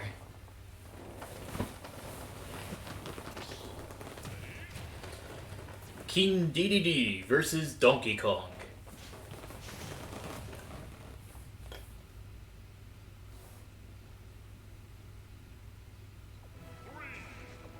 Onto Midgar with probably the second best song in the Sephiroth pack. Actually, no, it's third best song. Losing to One Winged Angel from Advent Children and Aerith's theme.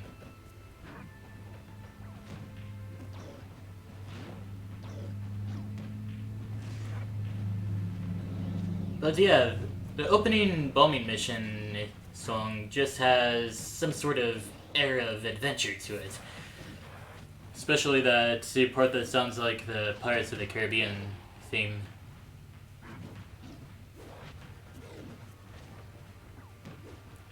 Anyways, I should probably pay attention to the match at hand.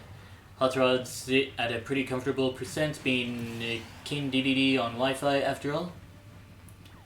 And Donkey Kong just has,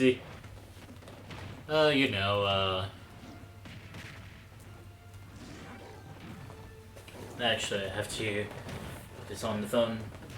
But yeah, Donkey Kong just having big body privileges, as he does.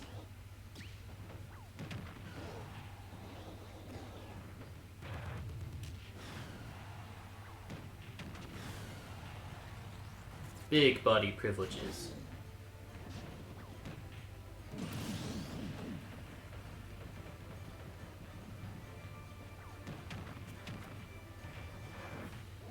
I literally can't use my own emotes on Twitch. That's sad. Well,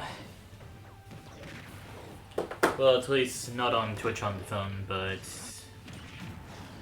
yeah, you probably know which emote I'm about to use.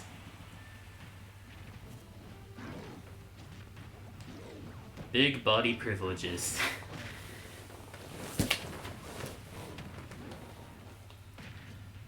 The hand slap from above almost takes Hot Rod down to the bottom blast zone, but Hot Rod managed to escape thanks to being King DDD. Oh, that would have been a funny way to end the battle right there.